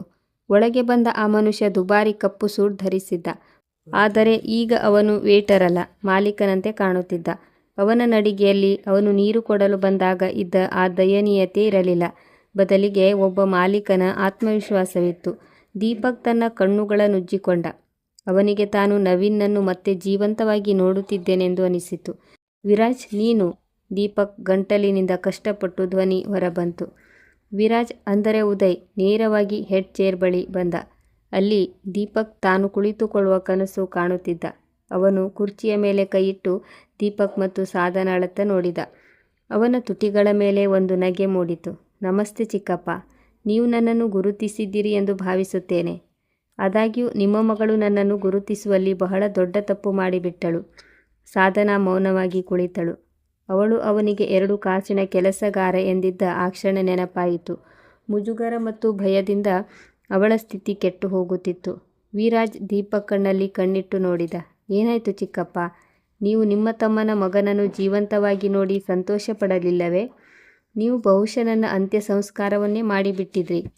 ಆದರೆ ಹೇಳುತ್ತಾರಲ್ಲವೇ, ಒಬ್ಬ ನಿರಪರಾಧಿ ಅನಾಥನ ಹಕ್ಕು ಮನುಷ್ಯನನ್ನು ಕಾಯುತ್ತದೆ ಎಂದು. ನೀವು ನನ್ನನ್ನು ಅಳಿಸಿ ಹಾಕಿದ್ರಿ, ಆದರೆ ಮೇಲೊಬ್ಬ ನನ್ನನ್ನು ರಕ್ಷಿಸಿದ. ದೀಪಕ್ ತನ್ನನ್ನು ಸಂಭಾಳಿಸಿಕೊಳ್ಳಲು ಪ್ರಯತ್ನಿಸಿದ. ನೋಡು ವಿರಾಜ್ ಮಗನೇ, ನನಗೆ ನೀನು ಜೀವಂತವಾಗಿರುವುದಕ್ಕೆ ತುಂಬ ಸಂತೋಷವಾಗಿದೆ. ಇದೆಲ್ಲ ತಪ್ಪು ಕಲ್ಪನೆ. ನಾನು ಕೇವಲ ಹೋಟೆಲ್ ಮೇಲ್ವಿಚಾರಣೆಗಾಗಿ ಹೇಳುತ್ತಿದ್ದೆ. ನಿನಗಾಗಿ ಕಾಗದ ಪತ್ರಗಳನ್ನು ಕೇವಲ ನಾನು. ವಿರಾಜ್ ಕೈ ಎತ್ತಿ ಅವನನ್ನು ಸುಮ್ಮನಾಗಿಸಿದ. ಅವನ ಧ್ವನಿ ಗಂಭೀರವಾಗಿತ್ತು. ಸಾಕು ಮಾಡಿ, ಇನ್ನು ಸುಳ್ಳು ಬೇಡ. ನಾನು ಕಳೆದ ಕೆಲವು ತಿಂಗಳುಗಳಿಂದ ಈ ಹೋಟೆಲ್ನಲ್ಲಿ ವೇಟರ್ ಆಗಿ ಕೆಲಸ ಮಾಡುತ್ತಿದ್ದೆ. ನೀವು ಹೇಗೆ ಕಾರ್ಯನಿರ್ವಹಿಸುತ್ತಿದ್ದೀರಿ ಎಂದು ನಾನು ಕಣ್ಣಾರೆ ನೋಡಿದ್ದೇನೆ. ನೀವು ಈ ಹೋಟೆಲನ್ನು ದುರ್ವ್ಯಸನದ ಅಡ್ಡವನ್ನಾಗಿ ಮಾಡಿಬಿಟ್ಟಿದ್ದೀರಿ. ಇನ್ನು ಮೇಲ್ವಿಚಾರಣೆಯ ಮಾತು. ನೀವು ಇದನ್ನು ಮಾರಾಟ ಮಾಡುವ ಆಸೆಯಲ್ಲಿದ್ದಿರಿ. ಮತ್ತು ತಪ್ಪು ಕಲ್ಪನೆಯ ವಿಷಯಕ್ಕೆ ಬಂದರೆ, ವಿರಾಜ್ ಸಾಧನಾಳತ್ತ ತಿರುಗಿದ. ಮಿಸ್ ಸಾಧನಾ, ನೆನಪಿದೆಯೇ? ನೀವು ಸ್ವಲ್ಪ ಸಮಯದ ಹಿಂದೆ ನಾನು ಕೇವಲ 2 ಕಾಸಿನ ಕೆಲಸಗಾರ ಎಂದಿದ್ರಿ. ವಾಸ್ತವವಾಗಿ ತಪ್ಪು ನಿಮ್ಮದಲ್ಲ, ನಿಮ್ಮನ್ನು ಬೆಳೆಸಿದ ರೀತಿಯದ್ದು. ಯಾವ ಕುರ್ಚಿಯ ಮೇಲೆ ನೀವು ಕುಳಿತಿದ್ದೀರೋ ಅದು ನಿಮ್ಮ ಅಪ್ಪನದ್ದಲ್ಲ, ನನ್ನ ಅಪ್ಪನದ್ದು ಎಂದು ನಿಮಗೆ ಎಂದಿಗೂ ತಿಳಿಸಲೇ ಇಲ್ಲ. ನೀವು ಯಾವ ಮನುಷ್ಯನ ಮೇಲೆ ನೀರು ಚೆಲ್ಲಿದ್ದೀರೋ ಅವನು ಈ ನೀರಿನ, ಈ ಗ್ಲಾಸ್ನ, ಈ ಮೇಜಿನ ಮತ್ತು ಈ ಚಾವಣಿಯ ಮಾಲೀಕ. ನೀವೊಬ್ಬ ವೇಟರ್ ಮೇಲೆ ನೀರು ಚೆಲ್ಲಲಿಲ್ಲ, ನೀವು ನಿಮ್ಮ ಹಣೆಬರಹದ ಮೇಲೆ ನೀರು ಚೆಲ್ಲಿಕೊಂಡಿದ್ದೀರಿ. ಸಾಧನಾಳ ಕಣ್ಣುಗಳಿಂದ ಕಣ್ಣೀರು ಬರತೊಡಗಿತು. ಅವಳು ಏನೋ ಹೇಳಲು ಬಯಸಿದಳು, ಕ್ಷಮೆ ಕೇಳಲು ಬಯಸಿದಳು, ಆದರೆ ಅವಳ ಪದಗಳು ಗಂಟಲಿನಲ್ಲಿ ಸಿಲುಕಿಕೊಂಡವು. ವಿರಾಜ್ ಮ್ಯಾನೇಜರ್ ರಿತೇಶ್ ಕಡೆಗೆ ನೋಡಿದ. ರಿತೇಶ್ ಸರ್, ಈ ಕಾಗದಗಳನ್ನು ಏನು ಮಾಡುವುದು? ಅವರು ಕೋಪದಿಂದ ದೀಪಕ್ನ ನಕಲಿ ಮರಣ ಶಾಸನವನ್ನು ಎತ್ತಿ ಅದನ್ನು ಹಿಡಿದು ಕಸದ ಬುಟ್ಟಿಗೆ ಎಸೆದರು. ಇದು ಕಸ ಸರ್, ಇದರ ಜಾಗ ಅಲ್ಲೇ ಇರುವುದು. ವಿರಾಜ್ ಮತ್ತೆ ದೀಪಕ್ ಕಡೆಗೆ ನೋಡತೊಡಗಿದ. ಅವನ ಧಾಟಿ ಅತ್ಯಂತ ಅಪಾಯಕಾರಿಯಾಗಿತ್ತು. ಚಿಕ್ಕಪ್ಪ, ಇಂದು ಮತ್ತೆ ನಿಮ್ಮ ದಿನ. ನೀವು ಇಲ್ಲಿ ನನ್ನ ಅಪ್ಪನ ಹೋಟೆಲ್ ಕಸಿಯಲು ಬಂದಿದ್ದೀರಿ. ಇದು ಅವರ ಕೊನೆಯ ನೆನಪಾಗಿತ್ತು. ಆದರೆ ಅವರ ಮಗ ಇನ್ನೂ ಜೀವಂತವಾಗಿದ್ದಾನೆ ಎಂದು ನೀವು ಮರೆತಿದ್ದೀರಿ. ನಾನು ಇಲ್ಲಿ ಕೇವಲ ಹೋಟೆಲ್ ವಶಕ್ಕೆ ಪಡೆಯಲು ಬಂದಿಲ್ಲ. ನಾನು ಇಲ್ಲಿ ಈ ಪ್ರಶ್ನೆಗೆ ಉತ್ತರ ಪಡೆಯಲು ಬಂದಿದ್ದೇನೆ. 10 ವರ್ಷಗಳ ಹಿಂದೆ ಆ ಅಪಘಾತ ಹೇಗೆ ಸಂಭವಿಸಿತು? ನನ್ನ ಕಾರಿನ ಬ್ರೇಕ್ ಫೇಲ್ ಮಾಡಿಸಿದ್ದು ಯಾರು? ನನ್ನನ್ನು ಅಪಹರಿಸಿ ಇಲ್ಲಿಂದ ಹೊರಗೆ ಕಳುಹಿಸುವ ಸಂಚು ಹೂಡಿದ್ದು ಯಾರು? ದೀಪಕ್ನ ಮುಖ ಕೆಂಪಾಯಿತು. ಅವನು ತೊದಲತೊಡಗಿದ. ನೀನೇನು ಹೇಳುತ್ತಿದ್ದೀಯಾ? ಇದಕ್ಕೂ ನನಗೂ ಯಾವುದೇ ಸಂಬಂಧವಿಲ್ಲ. ರವಿ ಇನ್ನೊಂದು ಫೈಲ್ ತೆರೆದ. ಇದು ಪೊಲೀಸ್ ರಿಪೋರ್ಟ್ ಮತ್ತು ಇದು ಆ ಬಾಡಿಗೆ ಹಂತಕನ ಒಪ್ಪಿಗೆ ಆಧಾರಿತ ಹೇಳಿಕೆ. ಯಾರನ್ನು ನೀವು 10 ವರ್ಷಗಳ ಹಿಂದೆ ಬಾಡಿಗೆ ಪಡೆದಿದ್ದೀರೋ ಅವನು ಎಲ್ಲವನ್ನೂ ಕಾರಿಕೊಂಡಿದ್ದಾನೆ. ದೀಪಕ್ ಸರ್, ನೀವು ನಿಮ್ಮ ಸಹೋದರನಿಗೆ ಹಾರ್ಟ್ ಅಟ್ಯಾಕ್ ಮಾತ್ರೆಗಳನ್ನು ಬದಲಿಸಿ ನೀಡಿದ್ದೀರಿ ಮತ್ತು ತಮ್ಮನ ಮಗನನ್ನು ಸಾಯಿಸಲು ಯತ್ನಿಸಿದ್ದೀರಿ. ನಿಮ್ಮ ಎಲ್ಲ ಅಪರಾಧಗಳ ಸಾಕ್ಷ್ಯ ಈ ಫೈಲ್ನಲ್ಲಿದೆ. ದೀಪಕ್ ಓಡಲು ಯತ್ನಿಸಿದ. ಅವನು ಬಾಗಿಲಿನತ್ತ ಹೆಜ್ಜೆ ಇಟ್ಟ. ಆದರೆ ಅಷ್ಟರಲ್ಲೇ ಹೊರಗಿನಿಂದ ಪೊಲೀಸ್ ಸೈರನ್ ಧ್ವನಿ ಮೊಳಗಿತು. ಪೊಲೀಸ್ ಕಾರಿನ ನೀಲಿ ಮತ್ತು ಕೆಂಪು ಬೆಳಕು ಕಾನ್ಫರೆನ್ಸ್ ರೂಮ್ನ ಕಿಟಕಿಗಳಿಂದ ಪ್ರತಿಫಲಿಸುತ್ತಿತ್ತು. ದೀಪಕ್ ಅಲ್ಲೇ ನಿಂತು ಹೋದ. ವಿರಾಜ್ ನಕ್ಕ. ಆದರೆ ಈ ನಗೆ ಕಹಿ ನಗೆಯಾಗಿತ್ತು. ಚಿಕ್ಕಪ್ಪ, ನಿಮಗೂ ಮತ್ತು ನಿಮ್ಮ ಈ ಅಹಂಕಾರಿ ಮಗಳಿಗೂ ಈಗ 5 ಸ್ಟಾರ್ ಹೋಟೆಲ್ ಅಲ್ಲ, ಬದಲಿಗೆ ಜೈಲಿನ ಗಾಳಿ ಸೇವಿಸುವ ಅಗತ್ಯವಿದೆ. ನೀವು ಸಂಪತ್ತಿನ ದುರಾಸೆಯಲ್ಲಿ ನಿಮ್ಮ ಸ್ವಂತ ರಕ್ತವನ್ನು ಮರೆತು ವರ್ತಿಸಿದ್ದೀರಿ. ಈಗ ಕಾನೂನು ನಿಮಗೆ ತಿಳಿಸುತ್ತದೆ ಅಸಲಿ ಯೋಗ್ಯತೆ ಏನೆಂದು. ಬಾಗಿಲು ಜೋರಾದ ಶಬ್ದದೊಂದಿಗೆ ತೆರೆಯಿತು ಮತ್ತು ಪೊಲೀಸ್ ಇನ್ಸ್ಪೆಕ್ಟರ್ ತಮ್ಮ ಸಿಬ್ಬಂದಿಯೊಂದಿಗೆ ಒಳಗೆ ಬಂದರು. Mister Deepak, you are under arrest. Inspector ಮುಂದೆ ಬಂದು ದೀಪಕ್ ಕೈಗಳಿಗೆ ಬೇಡಿ ತೊಡಿಸಿದರು. ಬೇಡಿ ಬೀಳುವ ಶಬ್ದ ಕೋಣೆಯಲ್ಲಿ ಕೇಳಿಸಿತು. ಈ ಶಬ್ದ ಸಾಧನಾಳಿಗೆ ಯಾವುದೇ ಬಾಂಬ್ ಸ್ಫೋಟಕ್ಕಿಂತ ಕಡಿಮೆ ಎನಿಸಲಿಲ್ಲ. ಅವಳ ಅಪ್ಪ, ಅವಳ ಅಹಂಕಾರ, ಅವಳ ದರ್ಪ ಇಂದು ಒಬ್ಬ ಅಪರಾಧಿಯಂತೆ ಬಂಧಿಸಲ್ಪಟ್ಟಿತು. ಸಾಧನಾ ಕಿರುಚತೊಡಗಿದಳು. ಇಲ್ಲ, ನನ್ನ ಡ್ಯಾಡಿಯನ್ನು ಬಿಟ್ಟು ಬಿಡಿ. ನೀವು ಅವರನ್ನು ಕರೆದೊಯ್ಯಲು ಸಾಧ್ಯವಿಲ್ಲ. ಅವಳು ವಿರಾಜ್ ಕಡೆಗೆ ಹೋದಳು. ನಮ್ಮನ್ನು ಕ್ಷಮಿಸಿಬಿಡು. ನಾವು ಇಲ್ಲಿಂದ ಹೊರಟು ಹೋಗುತ್ತೇವೆ. ಎಲ್ಲವೂ ನಿನ್ನದೇ. ಪ್ಲೀಸ್, ಪೊಲೀಸರಿಗೆ ಬೇಡವೆನ್ನಿ. ವಿರಾಜ್ ಸಾಧನಾಳನ್ನು ಕೈ ಸನ್ನೆಯಿಂದ ದೂರ ಸರಿಸಿದ. ಅವನ ಕಣ್ಣುಗಳಲ್ಲಿ ಈಗ ಕೇವಲ ನ್ಯಾಯವಿತ್ತು. ಸಾಧನಾ, ನಾನು ಗಾಜಿನ ಚೂರುಗಳನ್ನು ಹೆಕ್ಕುವಾಗ ನಿನಗೆ ಕರುಣೆ ಬರಲಿಲ್ಲ. ನೀನು ನನ್ನ ಮೇಲೆ ನೀರು ಚೆಲ್ಲಿದಾಗ ನಿನಗೆ ಸಂಬಂಧ ನೆನಪಾಗಲಿಲ್ಲ. ಈಗ ತುಂಬ ತಡವಾಗಿದೆ. ಇದು ಕರ್ಮ. ಈಗ ಅದನ್ನು ಅನುಭವಿಸಲೇಬೇಕು. ಪೊಲೀಸರು ದೀಪಕ್ನನ್ನು ಎಳೆದೊಯ್ದರು. ಸಾಧನಾ ಅಳುತ್ತಾ ಗೋಗರೆಯುತ್ತಾ ಅವರ ಹಿಂದೆ ಓಡಿದಳು. ಕಾನ್ಫರೆನ್ಸ್ ರೂಮ್ನಲ್ಲಿ ಈಗ ಕೇವಲ ವಿರಾಜ್, ರವಿ ಮತ್ತು ರಿತೇಶ್ ಅವರು ಉಳಿದುಕೊಂಡಿದ್ದರು. ರಿತೇಶ್ ಅವರು ದೀರ್ಘ ಉಸಿರೆಳೆದರು. ಹಲವು ವರ್ಷಗಳ ಭಾರವನ್ನು ಅವರ ಎದೆಯ ಮೇಲಿಂದ ಇಳಿಸಿಕೊಂಡಂತೆ. ಅವರು ವಿರಾಜ್ನನ್ನು ನೋಡಿದರು. ಕಣ್ಣುಗಳಲ್ಲಿ ಆನಂದ ಬಾಷ್ಪವಿತ್ತು. ವಿರಾಜ್ ಮುಂದೆ ಬಂದು ಅವರನ್ನು ಅಪ್ಪಿಕೊಂಡ. ಧನ್ಯವಾದಗಳು. ನೀವಿಲ್ಲದಿದ್ದರೆ ನಾನು ಎಂದಿಗೂ ವಾಪಸ್ ಬರಲು ಸಾಧ್ಯವಾಗುತ್ತಿರಲಿಲ್ಲ. ರಿತೇಶ್ ಸರ್ ಅವನ ಬೆನ್ನು ತಟ್ಟಿದರು. ಹಕ್ಕು ಕೇವಲ ಹಕ್ಕುದಾರನಿಗೆ ತಲುಪಬೇಕು ಮಗನೇ. ಮತ್ತೆ ಅದು ತಲುಪಿತು. ನವೀನ್ ಸರ್ ಆತ್ಮ ಇಂದು ತುಂಬ ಸಂತೋಷ ಪಡುತ್ತದೆ. ಅವನು ಕಿಟಕಿ ಬಳಿ ಹೋಗಿ ಹೊರಗೆ ನೋಡಿದ. ಪೊಲೀಸ್ ಕಾರು ದೀಪಕ್ ಮತ್ತು ಸಾಧನಾಳನ್ನು ಕರೆದೊಯ್ಯುತ್ತಿತ್ತು. ಮಳೆ ನಿಂತಿತ್ತು ಮತ್ತು ಮೋಡಗಳು ಸರಿದಿದ್ದವು. ಅವನು ಯೋಚಿಸಿದ, ಸಂಪತ್ತು ಮನುಷ್ಯನನ್ನು ಎಷ್ಟು ಕುರುಡನನ್ನಾಗಿ ಮಾಡುತ್ತದೆ. ಆದರೆ ಅಂತ್ಯ ಪ್ರಕೃತಿ ನಿರ್ಧರಿಸಿದ್ದೇ ಆಗಿರುತ್ತದೆ. ಅವನು ತಿರುಗಿ ತನ್ನ ಹೆಡ್ ಚೇರ್ ನೋಡಿದ. ಇದು ಕೇವಲ ಕುರ್ಚಿಯಾಗಿರಲಿಲ್ಲ, ಇದು ಜವಾಬ್ದಾರಿಯ ಕಿರೀಟವಾಗಿತ್ತು. ವಿರಾಜ್, ರಿತೇಶ್ ಸರ್ಗೆ ಹೋಟೆಲ್ನ ಸಿಬ್ಬಂದಿಯನ್ನು ಒಟ್ಟುಗೂಡಿಸಿ ನಾನು ಎಲ್ಲರ ಬಳಿಯೂ ಕೆಲವು ಮಾತುಗಳನ್ನಾಡಬೇಕು ಮತ್ತು ಹಾಗೆ ಇಂದಿನ ನಂತರ ಈ ಹೋಟೆಲ್ನಲ್ಲಿ ಯಾವುದೇ ಕೆಲಸಗಾರನಿಗೆ ಅಪಮಾನ ಮಾಡುವುದನ್ನು ಸಹಿಸಲಾಗುವುದಿಲ್ಲ. ಯಾರು ಗೌರವ ನೀಡುತ್ತಾರೋ ಅವರಿಗೆ ಗೌರವ ಸಿಗುತ್ತದೆ ಎಂದು ಘೋಷಿಸಿ ಎಂದು ಹೇಳಿದನು. ಕೆಲವು ತಿಂಗಳುಗಳ ನಂತರ ದಿ ರಾಯಲ್ ಪ್ಯಾಲೇಸ್ ನಕ್ಷೆಯೇ ಬದಲಾಗಿ ಹೋಗಿತ್ತು. ಈಗ ಇಲ್ಲಿ ಭಯದ ಜಾಗವನ್ನು ಗೌರವ ಪಡೆದುಕೊಂಡಿತ್ತು. ಸಂಪೂರ್ಣ ಹತೋಟಿಯನ್ನು ತನ್ನ ಕೈಗೆ ತೆಗೆದುಕೊಂಡಿದ್ದ ವಿರಾಜ್ ಹೋಟೆಲ್ನ ಹತೋಟಿ ವಹಿಸಿಕೊಳ್ಳುತ್ತಿದ್ದಂತೆಯೇ ಎಲ್ಲಕ್ಕಿಂತ ಮೊದಲು ಬಡ ಕೆಲಸಗಾರರು ತೊಂದರೆಗೆ ಕಾರಣವಾಗುತ್ತಿದ್ದ ಆ ಎಲ್ಲ ಪಾಲಿಸಿಗಳನ್ನು ರದ್ದುಗೊಳಿಸಿದ. ಅವನು ಹಳೆಯ ಸಿಬ್ಬಂದಿಯ ಸಂಬಳವನ್ನು 2ರಷ್ಟು ಮಾಡಿದ. ಇಂದು ಅವನು ತನ್ನ ಆಫೀಸ್ನಲ್ಲಿ ನಿಂತು ಗಾಜಿನ ಗೋಡೆಯಿಂದ ಕೆಳಗಿನ ನಗರದ ದೃಶ್ಯವನ್ನು ನೋಡುತ್ತಿದ್ದ. ಮ್ಯಾನೇಜರ್ ರಿತೇಶ್ ತಮ್ಮ ಯುವ ಮಾಲೀಕನನ್ನು ನೋಡಿ ನಗುತ್ತಿದ್ದರು. ವಿರಾಜ್ ಸರ್, ಮೊದಲು ವೇಟರ್ ಆಗಿ ಬರಲು ಏತಕ್ಕೆ ಯೋಚಿಸಿದ್ರಿ ಎಂದು ಕೇಳಿದರು.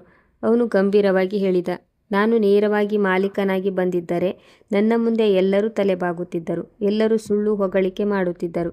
ನನ್ನ ಹೋಟೆಲ್ನ ತಳಪಾಯದಲ್ಲಿ ದೌರ್ಜನ್ಯದ ಗೆದ್ದಲು ಹಿಡಿದಿದೆ ಎಂಬುದು ನನಗೆಂದಿಗೂ ತಿಳಿಯುತ್ತಲೇ ಇರಲಿಲ್ಲ. ದೀಪಕ್ ಚಿಕ್ಕಪ್ಪ ಮತ್ತು ಸಾಧನಾ ನನ್ನ ಅಪ್ಪನ ತತ್ವಗಳಿಗೆ ಏನು ಗತಿ ಮಾಡಿರಬಹುದು ಎಂದು ನಾನು ತಿಳಿಯಲು ಬಯಸಿದ್ದೆ. ಅದಕ್ಕಾಗಿಯೇ ನಾನು ಆ ಬಿಳಿ ಸಮವಸ್ತ್ರ ಧರಿಸಿದ್ದೆ.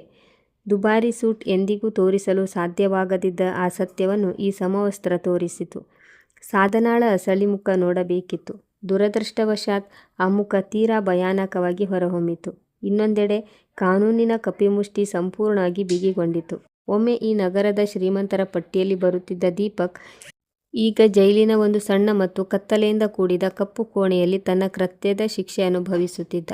ವಿರಾಜ್ನ ಪಕ್ಕಾ ಸಾಕ್ಷ್ಯಾಧಾರಗಳ ಮೇಲೆ, ಕೆಲಸಗಾರನ ಸಾಕ್ಷ್ಯ ಮತ್ತು ಆ ನಕಲಿ ಮರಣ ಶಾಸನದ ಫ್ರಾಡ್ ಅಪರಾಧದಲ್ಲಿ ದೀಪಕ್ನನ್ನು ಎಂದಿಗೂ ಬಿಡಲಿಲ್ಲ. ನ್ಯಾಯಾಲಯ ಅವನಿಗೆ ವಂಚನೆ, ಗೋಲ್ಮಾಲ್ ಅಪರಾಧದಲ್ಲಿ ಅತ್ಯಂತ ದೀರ್ಘಾವಧಿಯ ಜೈಲು ಶಿಕ್ಷೆ ವಿಧಿಸಿತು. ಇವರೆಲ್ಲರ ಬ್ಯಾಂಕ್ ಖಾತೆಗಳನ್ನು ಸೀಜ್ ಮಾಡಲಾಯಿತು. ಮಿನರಲ್ ವಾಟರ್ ಇಲ್ಲದೆ ಒಂದು ಸಿಪ್ ನೀರನ್ನು ಕುಡಿಯದಿದ್ದ ಅದೇ ದೀಪಕ್ ಈಗ ಜೈಲಿನೊಳಗಿನ ನೀರನ್ನು ಕುಡಿಯುವುದು ಅನಿವಾರ್ಯವಾಗಿತ್ತು ಮತ್ತು ಕಲ್ಲಿನ ನೆಲದ ಮೇಲೆ ಮಲಗುತ್ತಾ ತನ್ನ ಹಣೆಬರಹಕ್ಕೆ ಅಳುತ್ತಿದ್ದ. ಅವನಿಗೆ ತಲೆಬಾಗುತ್ತಿದ್ದ ಅವನ ಆ ಸ್ನೇಹಿತರು ಮತ್ತು ಬಿಸ್ನೆಸ್ ಪಾರ್ಟ್ನರ್ಗಳು ಅವನಿಂದ ದೂರ ಸರಿದಿದ್ದರು. ಅವನ ದುಬಾರಿ ವಕೀಲರು ಸಹ ಫೀಸ್ ಸಿಗದ ಕಾರಣ ಕೇಸ್ ಬಿಟ್ಟುಕೊಟ್ಟರು. ಆದರೆ ಎಲ್ಲಕ್ಕಿಂತ ಉದಾಹರಣೆಯಾಗುವಂತಹ ಅಂತ್ಯ ಸಿಕ್ಕಿದ್ದು ಸಾಧನಾಗೆ. ದೀಪಕ್ರ ಬಂಧನ ಮತ್ತು ಸ್ವತ್ತು ಜಪ್ತಿಯಾದ ನಂತರ ಸಾಧನಾಳಿಂದ ಆ ಭವ್ಯವಾದ ಬಂಗಲೆ ಕಸಿದುಕೊಂಡರು.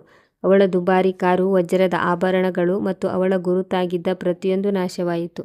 ಅವಳ ಹಣದಲ್ಲಿ ಎಂಜಾಯ್ ಮಾಡುತ್ತಿದ್ದ ಆ ಸ್ನೇಹಿತೆಯರು ಅವಳ ಕಷ್ಟದ ಸಮಯ ಬಂದೊಡನೆ ಮಾಯವಾದರು. ಸಾಧನಾ ನಗರದ ಅನೇಕ ಆಫೀಸ್ಗಳಲ್ಲಿ ಕೆಲಸಕ್ಕಾಗಿ ಅಲೆದಾಡಿದಳು. ಆದರೆ ಅವಳ ಅಸಭ್ಯತೆ ಮತ್ತು ಅಹಂಕಾರದ ಹಳೆಯ ಕಥೆಗಳು ಪ್ರತಿಯೊಂದು ಕಡೆಯೂ ಅವಳ ದಾರಿಯನ್ನು ತಡೆಯುತ್ತಿದ್ದವು.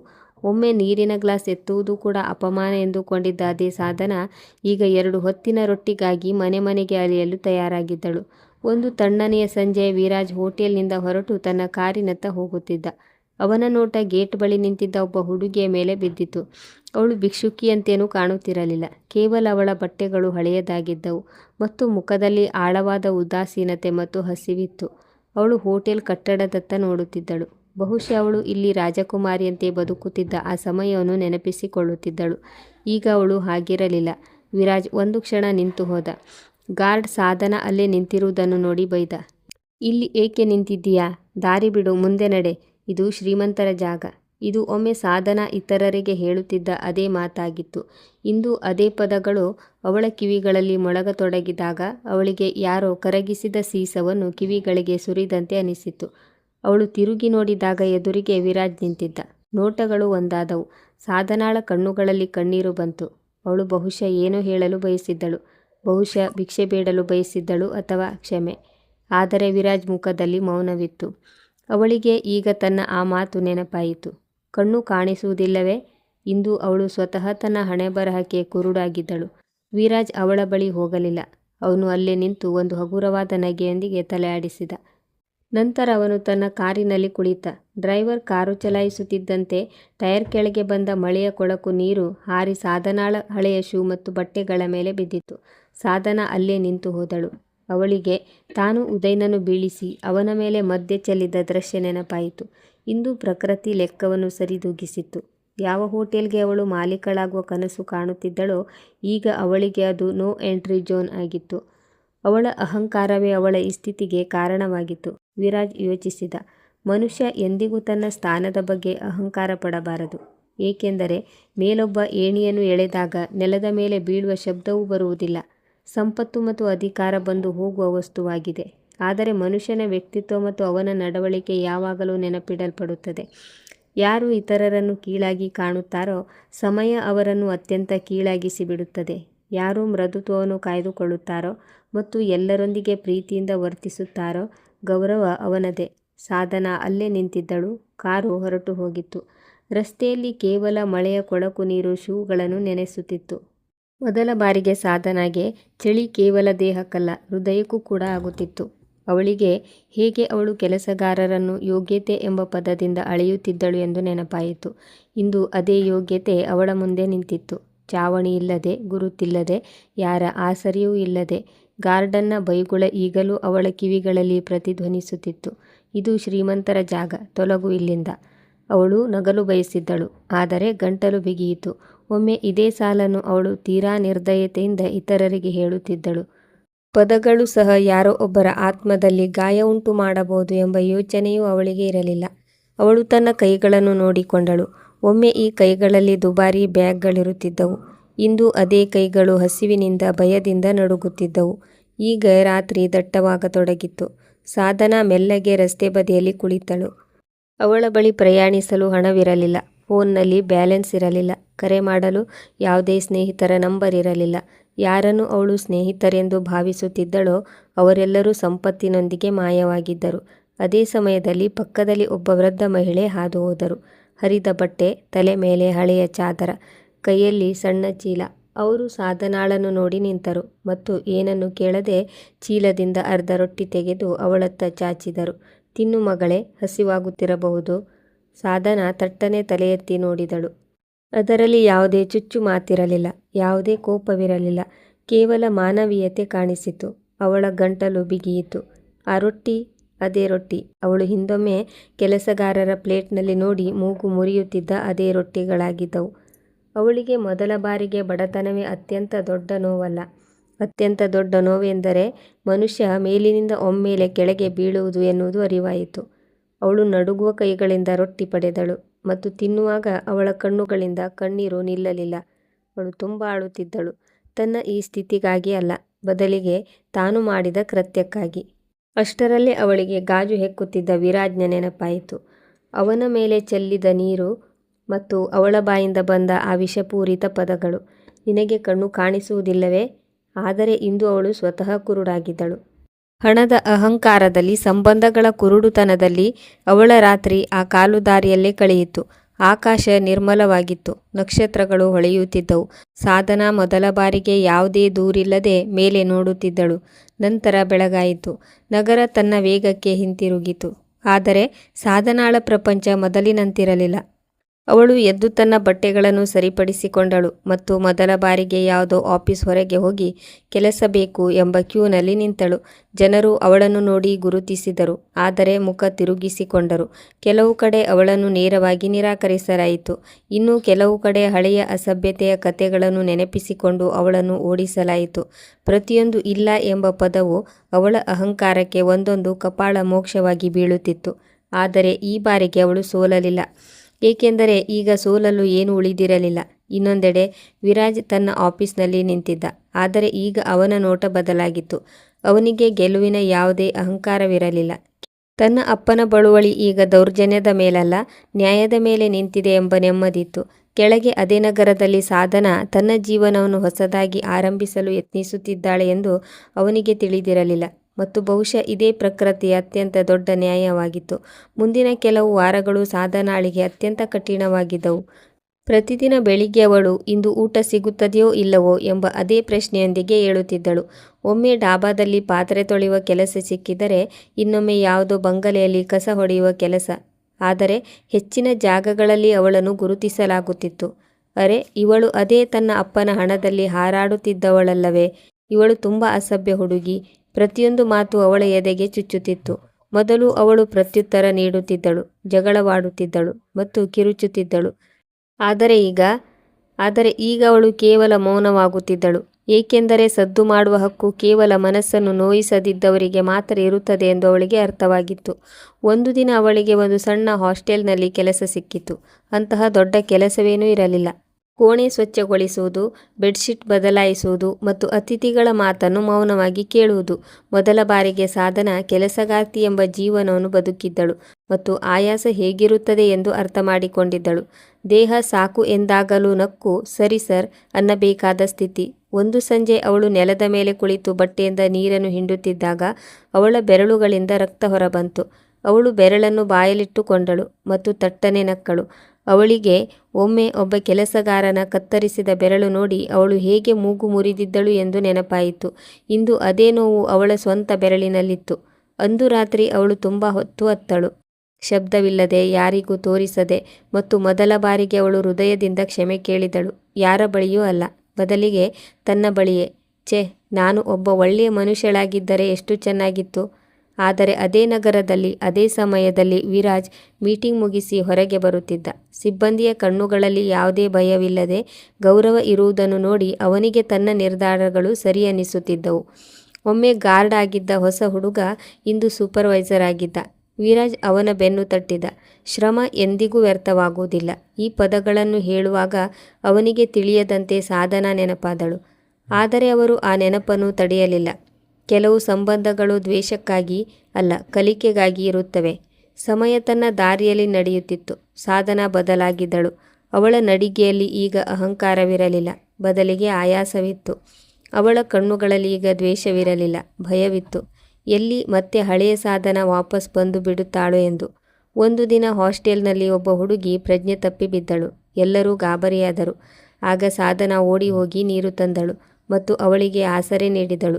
ಇಡೀ ರಾತ್ರಿ ಅವಳ ಬಳಿಯೇ ಕುಳಿತಿದ್ದಳು.